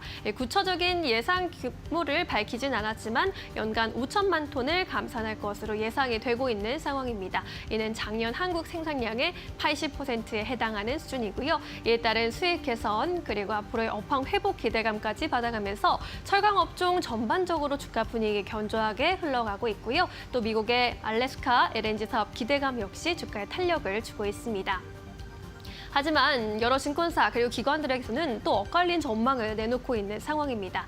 먼저 하나투자증권은 올해는 미국 철강 수입 관세 적용에도 오히려 수혜가 예상된다면서 긍정적인 입장입니다. 한국무역협회에서도 무관세 국가끼리 경쟁 시에 우위를 점할 가능성이 우리나라에 있기 때문에 역시나 긍정적인 입장인데요. 하지만 키움증권과 한국신용평가에서는 다소 부정적인 입장을 내놓고 있습니다. 단기적 잡음이 불가피할 것이고 국내 철강업계에서 1조 원이 넘는 비용을 부담해야 한다라는 전망입니다. 이런 가운데 정부 산업부에서는 한미 실무 협의체를 통해서 관세 문제를 논의하고 이에 따라서 앞으로 우리 산업의 피해를 최소화하는 방안을 모색하겠다라고 전했는데요. 철가주는 대표적인 또 경기 민감 섹터이기 때문에 앞으로 중국 경기가 본격적으로 살아나는지도 지켜봐야 할 사안입니다. 하지만 관련 섹터로 계속해서 수입이 유급되고 있다라는 점은 체크해볼 만한 포인트이겠습니다. 지금까지 마켓무버 전해드렸습니다. 네, 이어서 오늘 시장에서 움직이고 있는 기업들 하나하나 살펴보도록 하겠습니다. 오늘 가장 첫 번째로는 테스 살펴보고 갈 텐데 아마 궁금하신 분들 많을 것 같습니다. 오늘 주가가 4.3% 넘게 상승해서 24,000원대까지 올라가면서 거래가 되고 있습니다. 최근에 수주 소식이 나오면서 테스에 대한 투자 심리가 좀 좋아지고 있는 상황이고 최근 4거래일 동안 좀 많이 올랐어요. 어떻게 보십니까? 많이 올랐지만 앞으로 이제 더 오를 수 있다라고 이제 판단을 하고 있는데요. 네. 그거에 대한 좀 근거를 좀 차분하게 좀 말씀을 드려보도록 하겠습니다. 자, 우리나라 이제 증착 장비 관련돼서 이제 전문으로 하는 기업을 보통 한 4개 정도 꼽는다라고 하면 우리가 보통 뭐 주성이나 유진테크에서 하는 ADA라는 증착이 있어요. 이제 원자 증착이죠. 이건 이제 기술력이 굉장히 좀 센 거고 굉장히 좀 고난이도고 이제 HBM 같은 데 좀 많이 쓰이죠. 근데 기존에 이제 레거시에 많이 쓰이는 거는 CVD라고 해서 화학 증착이거든요. 앞에 C가 이제 케미칼. 그걸 이제 하는 기업들이 이제 원익, IPS, 그다음에 지금 말씀드리는 테스 같은 기업이 하고 있는데 테스를 그동안에 하면은 보통 얘기를 하면은 D램보다는 낸드 쪽 업황에 굉장히 실적이 좀 좌지우지되는 기업이라고 보통 시장에서 많이 평가를 했었는데 24년도에 상당히 유의미한 좀 변화가 좀 나왔죠. 테스 내에서 이제 매출 구성에서 차지하는 비중이 지금 D램이 더 많아졌습니다. 이제 24년도 기준에서 원래 과거에는 D램 쪽 장비가 이제 증착 장비가 30% 조금 더 됐었는데 작년에 75%를 넘어갔어요. 이 부분들이 이제 왜 그렇게 되는지 한번 좀 잠깐 설명을 좀 드려보도록 하겠습니다. 지금 이제 삼성전자와 하이닉스의 HBM 생산 공정에서 가장 큰 차이가 뭐냐면 삼성전자는 HBM을 1A라는 공정으로 이제 생산을 하고 있고 하이닉스는 1B라는 공정으로 생산을 하고 있는데 그 차이가 뭔지 잠깐 설명을 드리면 일단 10나노 공정의 어떤 기술, 어떤 단계라고 보시면 될 것 같은데 1B, 지금 1B가 대세고 이제 그 1B 공정으로 많이 바꾸고 있거든요. 5세대 공정이라고 얘기를 하는데 B는 두 번째인데 왜 5세대 공정이라고 얘기를 하냐면 처음에 시작했을 때가 X로 시작을 했거든요. X가 1세대, Y가 2세대, Z가 3세대. 그래서 이제 더 나갈 게 없으니까 돌아와서 이제 A가 4세대, B가 5세대라고 하는데 쟤는 5 공정이라고 보통 얘기를 하죠. 이 공정에서 올해 이제 뭐 지금 하이닉스 같은 경우는 이거를 하이닉스도 마찬가지고 삼성전자도 마찬가지고 이제 1B 공정으로 지금 많이 바꾸고 있거든요. 이제 레거시 공정까지 1B 공정으로 이제 쓴다라는 뜻인데 1A 공정서부터 이제 노광 공정에 쓰인 거죠. 그래서 이 레거시 공정 쪽으로 1B 공정이 이제 그 전환되고 있는 중간 정도 단계인데 이 테스의 CVD 화학 증착 장비가 굉장히 많이 들어가거든요. 그래서 이 부분과 관련돼서 테스가 작년에 실적도 굉장히 크게 턴을 했고 그다음에 D램 쪽 공정이 낸드보다 더 앞서 나가게 된 이유가 바로 그 이유라고 보시면 될 것 같습니다. 그다음에 이제 신규로 지금 삼성전자 쿼를 통과한 장비가 좀 하나 있는데요. BSD라고 백사이드 디포지션 장비죠. 우리가 보통 웨이퍼 위에는 뭔가를 좀 하지만 아래는 뭘 안 하잖아요. 근데 그런 웨이퍼가 휘기 때문에 그 밑에도 뭔가 좀 받쳐주는 부분이 필요하거든요. 그래서 백사이드 디포지션 장비라고 표현하는데 이게 이제 올해 어떤 새로운 모멘텀으로 작용을 한다고 보시면 될 것 같아요. 이제 이 1B 공정으로 전환이 어느 정도 진행이 됐느냐가 중요한데 지금 이제 뭐 시작에서 중간 조금 못 온 것 같은 느낌이거든요. 그렇기 때문에 테스의 올해 실적이 제가 봤을 때는 작년보다 더 좋을 것으로 저도 그렇게 예상을 하고 있고 시장도 그렇게 좀 약간 판단을 하고 있는 것 같습니다. 일단 뭐 기관 쪽의 수급이 굉장히 뭐 잘 들어오고 있는 상황이기 때문에 고점이라는 인식은 좀 약간 아닌 것 같고요. 윗단을 좀 더 열어봐도 될 듯한 느낌입니다. 어느 정도 보고 계세요? 사실 이게 아까 이제 차트가 나오긴 했는데 6개월 동안 47% 넘게 올랐어요. 네네, 사실 많이 올랐죠.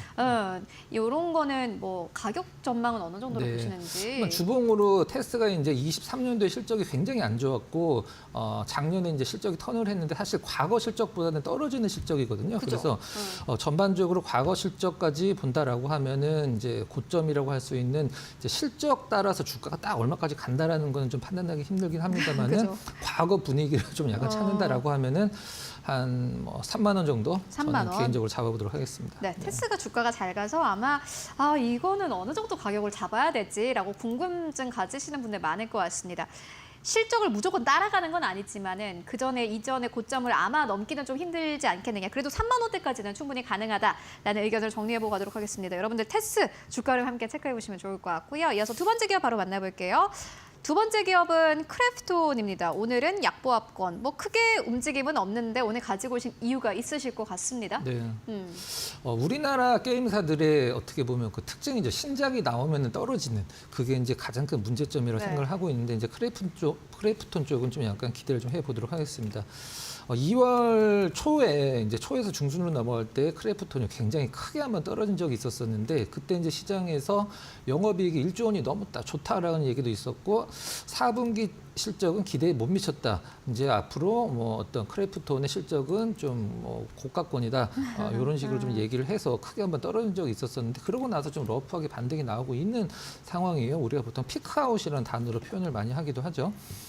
일단 그 외화 이제 작년에 어떤 실적에서 영업이익보다 순이익이 굉장히 좀 많죠. 그 이유가 이제 외화 자산을 1조 원 넘게 갖고 있기 때문에 외화 이익이 좀 약간 평가 이익으로 좀 잡힌 느낌도 좀 있고 이제 앞으로 이제 우리가 보통 배그를 배틀그라운드를 이제 펍지라고 이제 펍지라고 표현하는데 실질적으로는 플레이어 언노운 배틀그라운드로 표현을 해서 이제 펍지라고 보통 표현을 하는데 이제 이게 4분기 실적을 좀 약간 깎아먹은 이유가 뭐냐면 플레이그라운드 배틀 필드 그 중국에서 이제 그 서비스되는 내용이 서비스되는 이유가 화평 정형인가 그럴 거예요.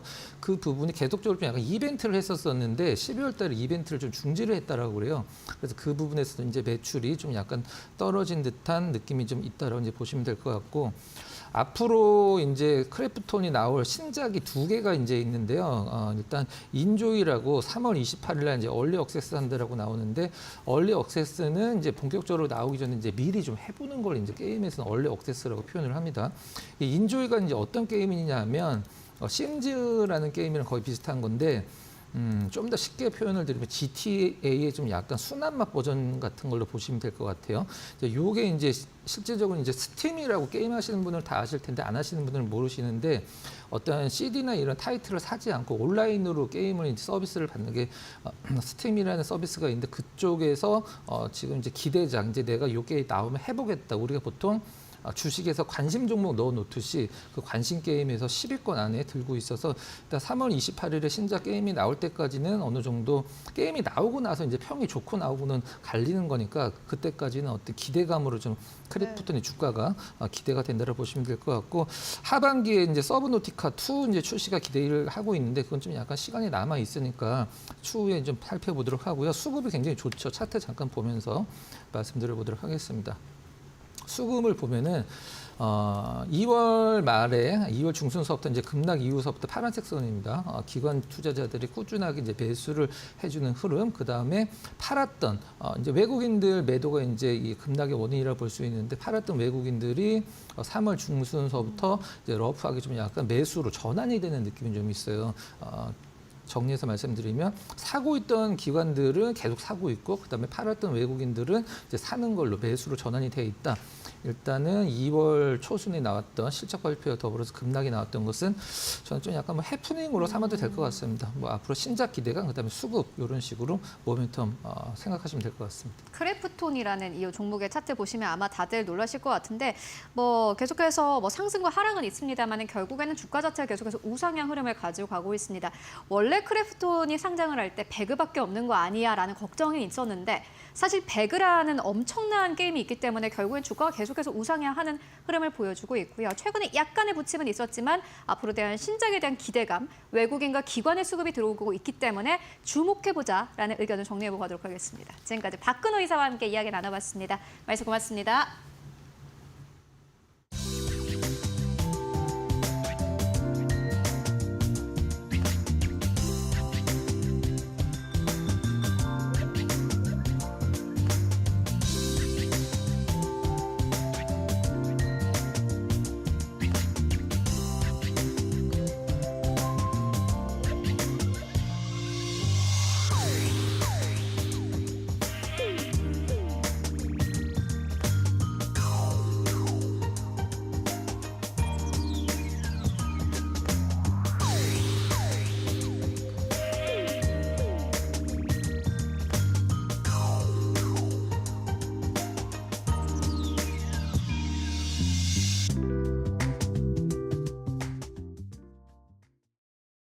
네, 마감 전략 세워보고 가도록 하겠습니다. SK증권 2000 PB센터로 가보도록 하겠습니다. 서영훈 차장 연결되어 있습니다. 안녕하십니까? 네, 안녕하세요. 네, 차장님 오늘 시장 마감 상황은 어떻게 보고 계십니까? 네, 오늘 우리나라 시장 코스피는 좀 주춤하는 모습이었지만 코스닥 상승이 상당히 좀 두드러지는 모습이었다라고 말씀드릴 수 있겠습니다. 사실 전일 미국 증시가 좀 큰 폭으로 좀 떨어졌기 때문에 오늘 시장에 대한 우려감이 좀 있었습니다만, 미국 시간 내에서 미국 정부의 셧다운 우려감이 좀 해소가 되면서 전반적으로 한국 증시가 그래도 선방하는 모습들이 좀 이어지고 있다라고 좀 판단을 해볼 수가 있겠고요. 여기에 따라서 특히나 오늘 아무래도 외국인과 기관 수급의 영향을 좀 덜 받는 코스닥 쪽에서의 좀 강세가 좀 더 두드러지는 모습이 아니었나라고 말씀을 좀 드릴 수가 있겠습니다. 전반적으로 오늘 수급에서의 특징들을 살펴보면 코스닥에서 외국인과 기관들이 쌍끌이 매수가 들어왔다라는 점 상당히 좀 긍정적이라고 볼 수 있겠고요. 코스피에서 외국인 매도는 좀 있었습니다만 어저께 선물옵션 동시만기 이후에 선물 시장에서 외국인이 매수 포지션 들어오고 있다라는 점에서는 그래도 조금 그나마 나은 흐름이 아닌가 싶습니다. 그래서 당분간은 코스피가 2,600선을 중심으로 해서 좀 등락이 계속 이루어지긴 할 겁니다. 강한 시세를 좀 기대하기는 어려울 거고요.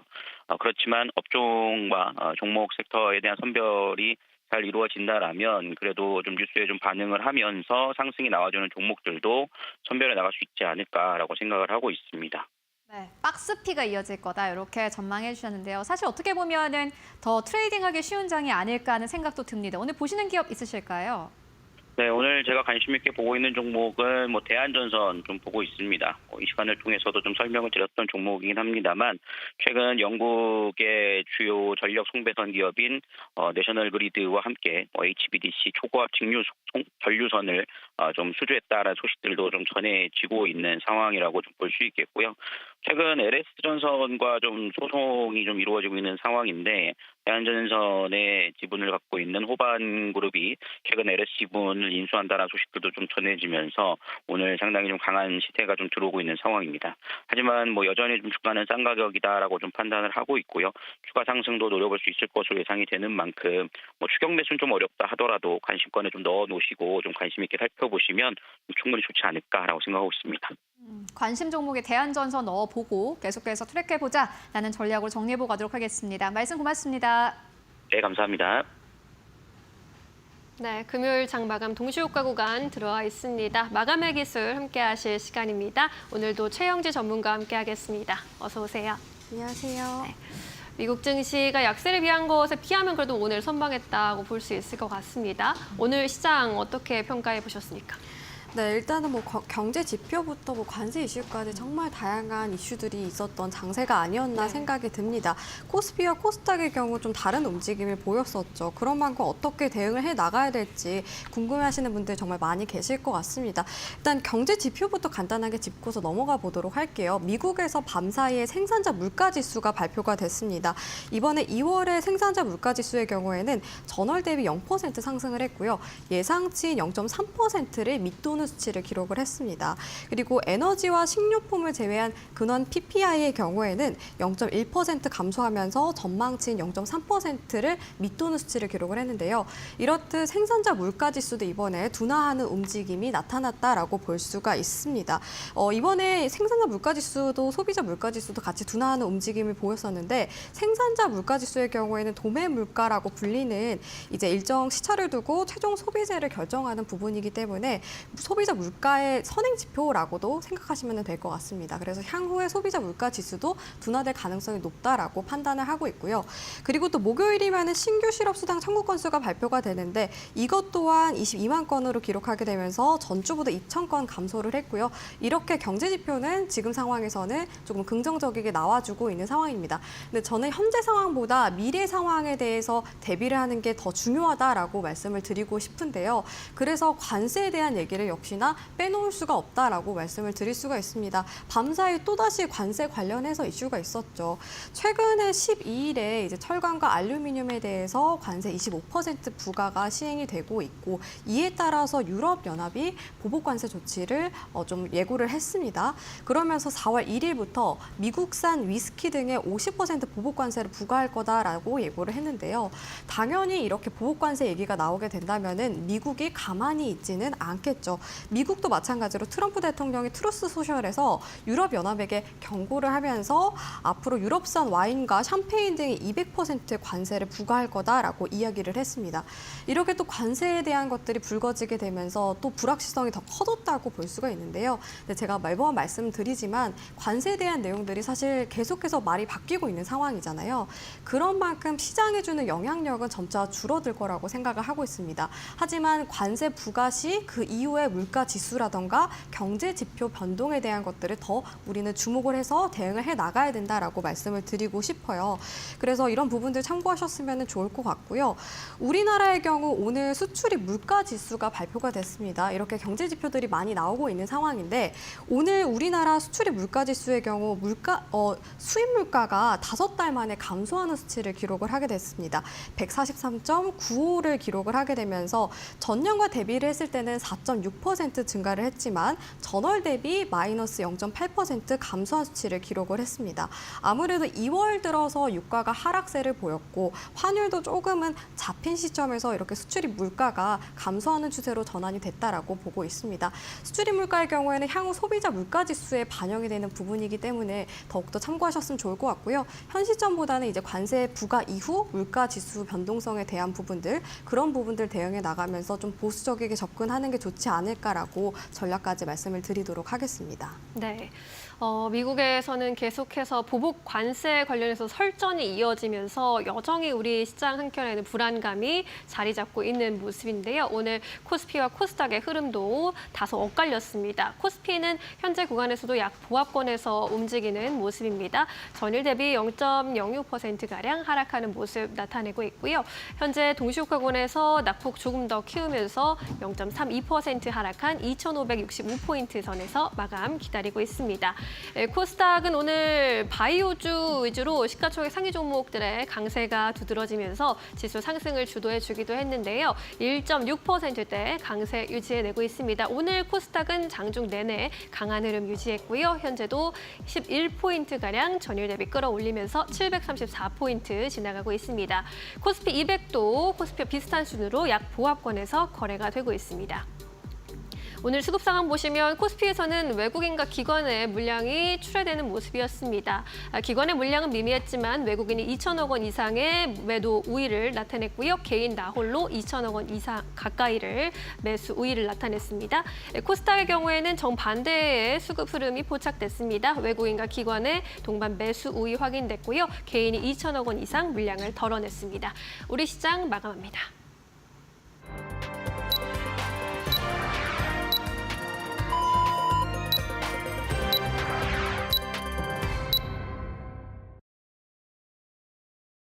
네, 3월 14일 금요일장 모두 다 마무리가 됐습니다. 여러분들 오늘도 고생 많으셨습니다.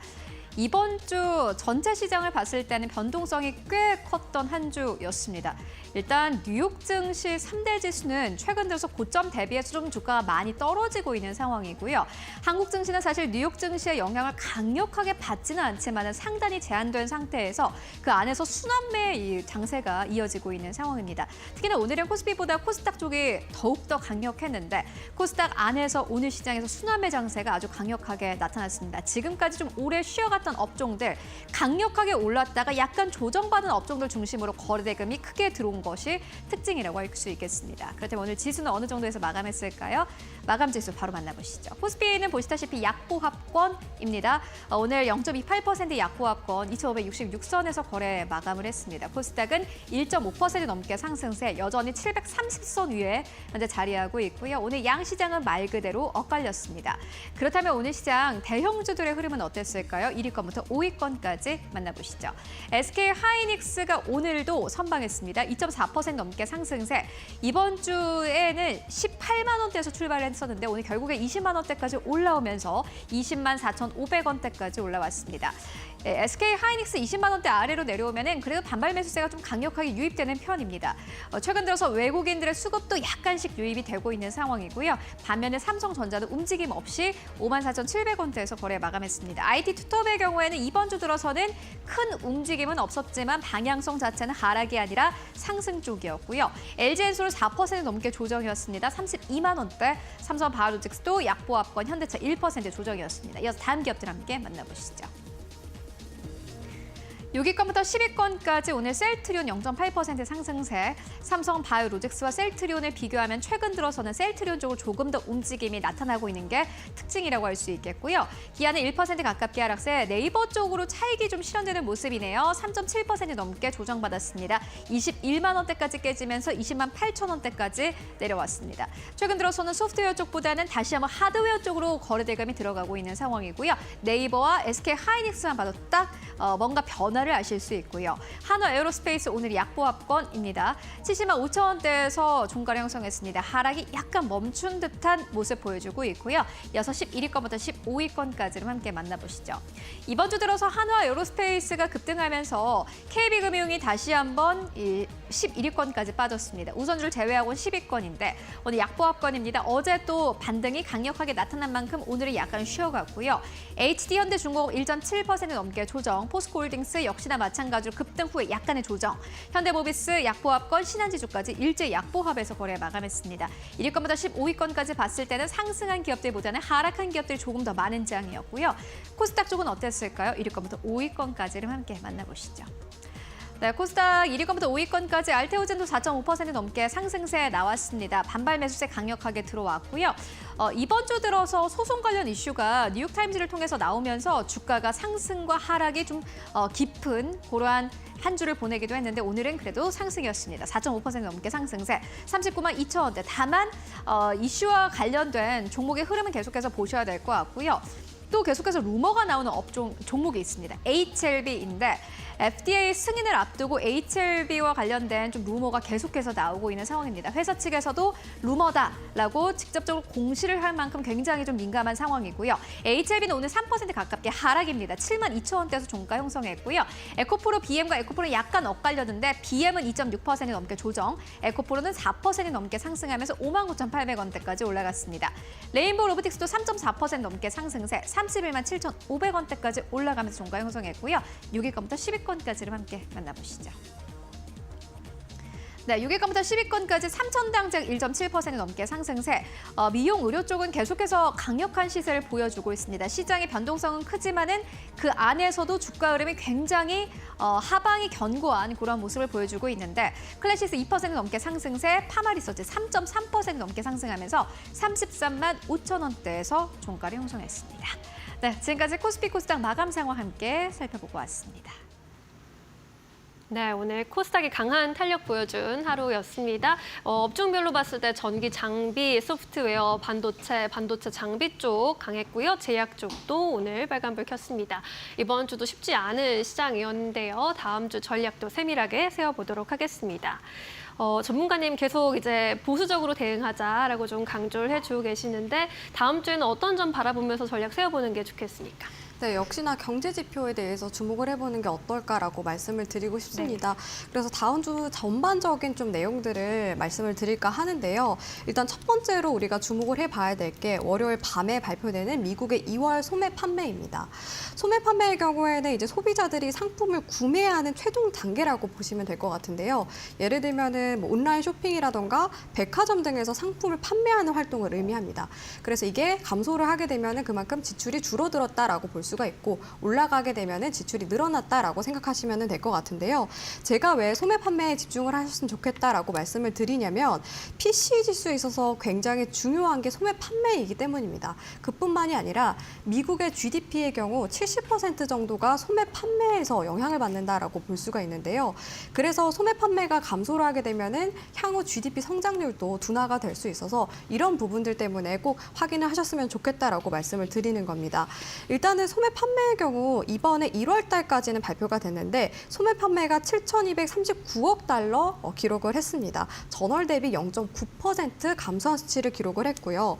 지난해 12월의 경우 소매 판매 증가율은 0.7%로 집계가 됐습니다. 1월 들어서 감소 추세로 전환이 됐다라고 생각하시면 될 것 같은데요. 이렇게 감소폭이 나온 것은 2023년 3월 이후 1년 10개월 만에 최저치라고 볼 수가 있습니다. 그만큼 지금 지출이 많이 줄어들고 있는 추세이고 이게 나중에 GDP에 반영이 되면은 GDP 성장률 또한 둔화될 가능성이 높다라고 판단을 할 수가 있겠죠. 그래서 다음 주 월요일에 발표되는 소매 판매 발표에 주목을 해보셨으면 좋겠고요.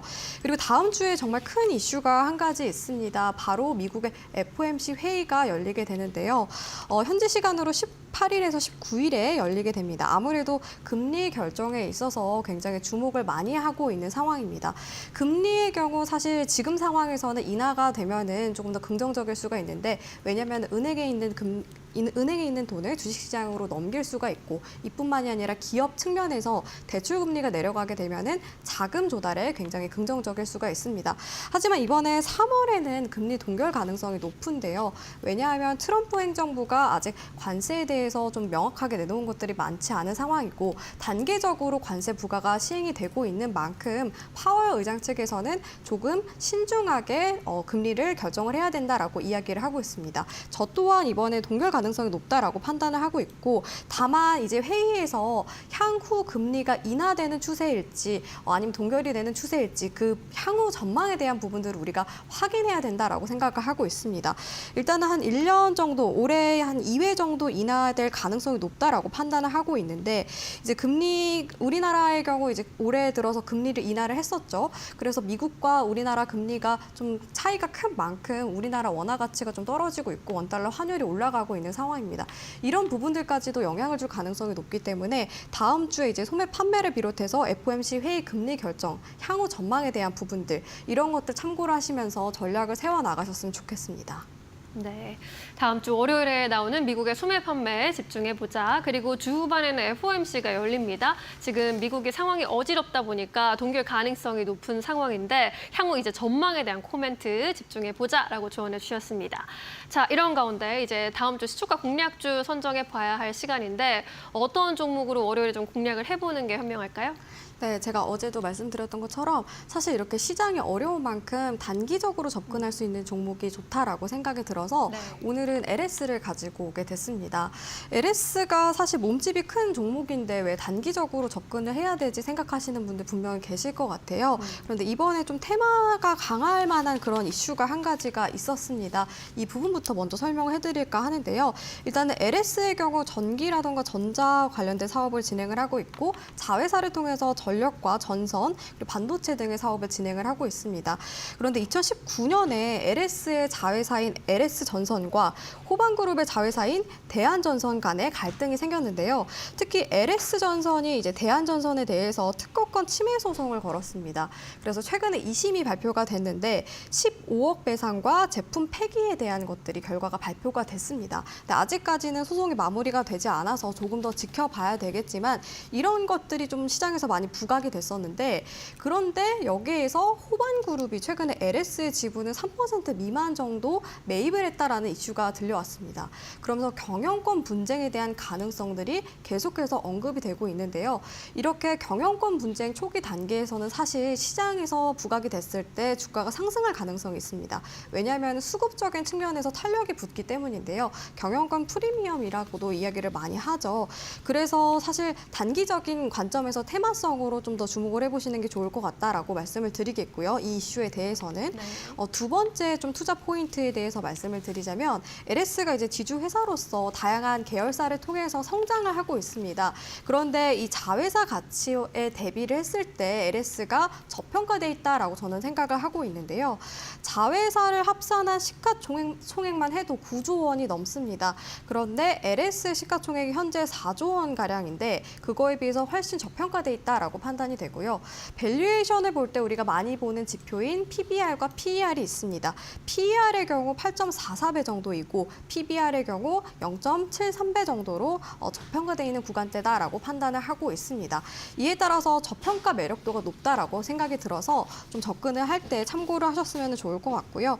여기에 더불어서 성장성이 당연히 중요하겠죠. 왜냐하면 기업이 성장을 해야지 그만큼 또 주가가 올라갈 가능성이 높기 때문에 성장성에 대한 것들을 참고를 하셔야 될 것 같은데 LS의 경우 최근에 희소금속, 텔루륨 등을 통해서 연간 50톤 이상 생산을 하고 있고 수백억 원 정도의 매출을 발생을 하고 있습니다. 그런 가운데 최근 들어서 뭐 중국의 수출 규제라던가 러우 간의 갈등으로 인해서 이제 희귀 금속 수요가 증가를 했고요. 가격이 올라가게 되면서 LS가 직접적인 수혜를 받고 있는 상황이라고 생각하시면 될 것 같습니다. 거기에서 더불어서 자회사도 계속해서 성장세를 보이고 있는데 특히 LS전 LS전선의 성장세가 좀 주목이 되고 있습니다. LS전선의 경우 최근 들어서 해저 케이블이라던가 이런 쪽으로 수주가 증가하게 되면서 LS도 같이 수주 잔고가 늘어나고 있는 추세인데요.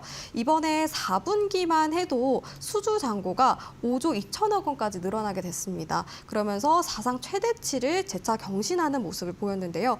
이렇게 수주 잔고가 증가하게 될 경우에는 향후 실적에 반영이 됐을 때 실적 개선이 이루어질 가능성이 높습니다. 그래서 수주 잔고를 꼭 확인을 하셔야 될 것 같고 지난 4분기의 경우 LS는 이제 전년 대비 21% 매출액이 증가를 했고 영업이익은 무려 94%나 증가를 했습니다. 이런 부분들까지도 실적 모멘텀으로 작용할 가능성이 높아서 참고하셨으면 좋겠고요. 제가 앞에서 말씀드렸던 이 세 가지 이슈에 따라서 좀 LS에 대한 기대감이 커졌지만 가장 먼저 좀 말씀드렸던 테마성에 대한 것들, 경영권 분쟁에 대한 것들은 사실 조금은 변동성이 클 가능성이 있고 리스크에 대한 것들도 염두에 두셔야 될 것 같아요. 그런 점에 있어서 사실 이렇게 LS 같은 종목들은 좀 손절가와 목표가를 명확하게 잡고서 접근하면 좋을 것 같아서 제가 가격적인 측면에서도 좀 추가적으로 브리핑을 해드리도록 하겠습니다. 일단 LS의 경우 오늘 13만 원대로 마감을 했습니다. 경영권 분쟁에 대해서 좀 시장에서 부각이 되면서 상승 탄력을 보이는 모습이었는데 일봉상으로 먼저 보도록 할게요. 일봉상으로 봤을 때 제가 좋아하는 자리인데 이동평균선 골든크로스가 발생을 했습니다. 5일선이 중장기 이동평균선을 돌파하게 되면서 골든크로스가 발생이 됐고요. 거기에다가 거래량까지 급증을 했습니다. 오늘 이렇게 매물대 12만 원대 구간대를 딛고서 상승 탄력을 보이면서 갭상승으로 마감을 했어요. 지금 관점에서 약간의 눌림목이 나와줬을 때 좀 타점을 잡아보는 게 좋겠다라고 생각을 하고 있고요. 월봉으로 보면서 손절가, 목표가를 좀 잡아드리도록 하겠습니다. 지금 관점에서 지금 추세를 전환하고 있는 모습인데 제가 상단선을 좀 그어놨습니다. 14만 9천 원대 정도인데요. 이 구간대를 보시면 아무래도 캔들이 윗꼬리를 달면서 밀린 구간대가 많이 있습니다. 그런 만큼 강한 저항대라고 판단이 돼서 목표가로 제시를 해드리도록 하겠고요.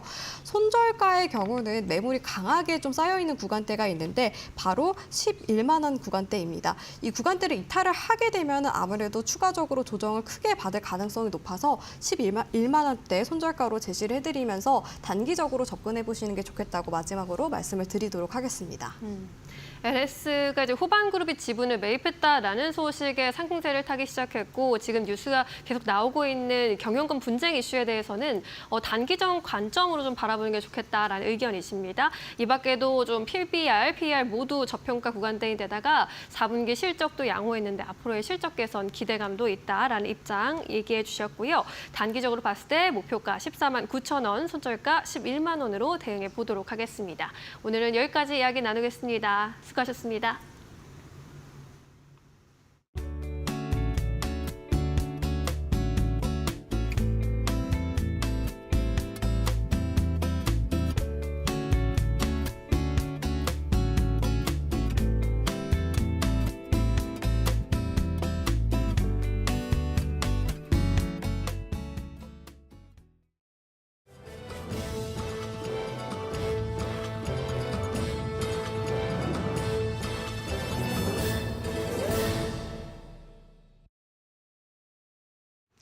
계속해서 이데일리 TV 뉴스 전해드립니다. 올해 외국인 기관이 레버리지 상품을 가장 많이 사들이며 코스피 지수 상승을 예상하고 있는 것으로 나타났습니다. 14일 코스콤 ETF에 따르면 외국인 순매수 1위는 코덱스 레버리지로 총 238억 원 규모를 매수했습니다. 기관은 코덱스 레버리지는 81억 원 사들였고 코덱스 200 선물 인버스 2X는 290억 원 매도했습니다. 반면 개인은 코덱스 레버리지를 가장 많이 순매도하며 코스피 하락 국면을 예상했습니다. 코스피는 올해 2390선에서 출발해 지난달 19일 올해 최고치인 2680.7을 기록하고 오늘 2566.36으로 마감했습니다. LS전선이 영국 내셔널 그리드와 40조 원 규모의 HVDC 케이블 공급 계약을 체결했습니다. LS전선은 오늘 내셔널 그리드와 고압 직류 송전 공급 계약을 체결하고 향후 8년간 총 15개 프로젝트에 케이블 공급 및 설치 사업을 추진한다고 밝혔습니다. 내셔널 그리드는 영국 전력망을 총괄하는 기업으로 영국 본토와 북해 지역에서 대규모 송전 인프라를 구축하고 있습니다. 이번 계약을 통해 LS전선은 향후 진행될 개별 프로젝트에 참여하고 해저 및 지중 HVDC 케이블의 공급과 포설, 접속 공사 등을 수행하게 됩니다. 2조 원 규모의 유상증자 계획을 발표한 삼성 SDI 주가가 주주 지분 희석 우려에 급락했습니다. 삼성 SDI는 이날 이사회를 열고 시설 투자 자금 확충을 위한 2조 원 규모의 유상증자를 결정했습니다. 주주 배정 후 실권주 일반 공모 방식으로 진행되는 이번 유상증자 주식 수는 1,182만 1,000주입니다. 삼성 SDI는 이번 자금 조달을 통해 미국 GM과의 합작 법인 투자, 국내 전고체 배터리 라인 시설 투자 등에 활용하고 신기술 개발 및 투자에 활용한다고 밝혔습니다. 다만 이번 대규모 자금 조달이 기존 주주들에게 지분 희석 우려로 작용해 오늘 삼성 SDI는 최고 7% 넘게 하락하며 52주 신저가를 기록했습니다. 연일 논란에 휩싸인 홈플러스가 기업 회생 절차 신청 후 10일 만에 주요 사안에 대해 직접 해명했습니다. 오늘 오전 10시 홈플러스 강서점 본사에서 진행된 기자 간담회에는 김광일 MBK 파트너스 부회장 겸 홈플러스 대표, 조주연 공동대표 등 주요 임원진이 참석했습니다. 조주연 홈플러스 대표는 상거래 채권 중 3,400억 지급을 완료했고 나머지 지급도 순조롭다며 신용등급 하락 사실을 미리 알고 있었다는 의혹에 대해선 부인했습니다. 이어 많은 분의 피해와 불편을 최소화하기 위해 하루라도 빨리 회사를 정상화하는 데 최선을 다하겠다고 입장을 밝혔습니다. 오비맥주가 세계 물의 날을 맞아 오비맥주 이천 생산공장 인근에 위치한 복하천에서 하천 정화 활동을 실시했습니다. 이날 이천 공장 임직원들과 이천시청 관계자들은 악취 제거에 효과가 있는 EM 흑공 던지기와 조깅하며 쓰레기를 수거하는 플로깅을 전개했습니다. 배하준 오비맥주 사장은 맥주의 핵심 원료이자 지역사회의 필수 자원인 물의 소중함을 알리기 위해 매년 세계 물의 날에 맞춰 공장 인근 하천에서 환경정화 활동을 펼친다며 활동 취지를 밝혔습니다. 정화 활동 후에는 오비맥주 세계 공장의 물 효율성 개선 성과를 공유하고 개선에 기여한 공장 직원들의 공로를 치하하며 행사의 의미를 더했습니다. 지금까지 이데일리 TV 뉴스 전해드렸습니다. 네, 오늘 저희가 준비한 소식은 여기까지입니다. 저희는 다음 주 월요일 2시에 다시 돌아오겠습니다. 네, 시청해주신 여러분 모두 고맙습니다.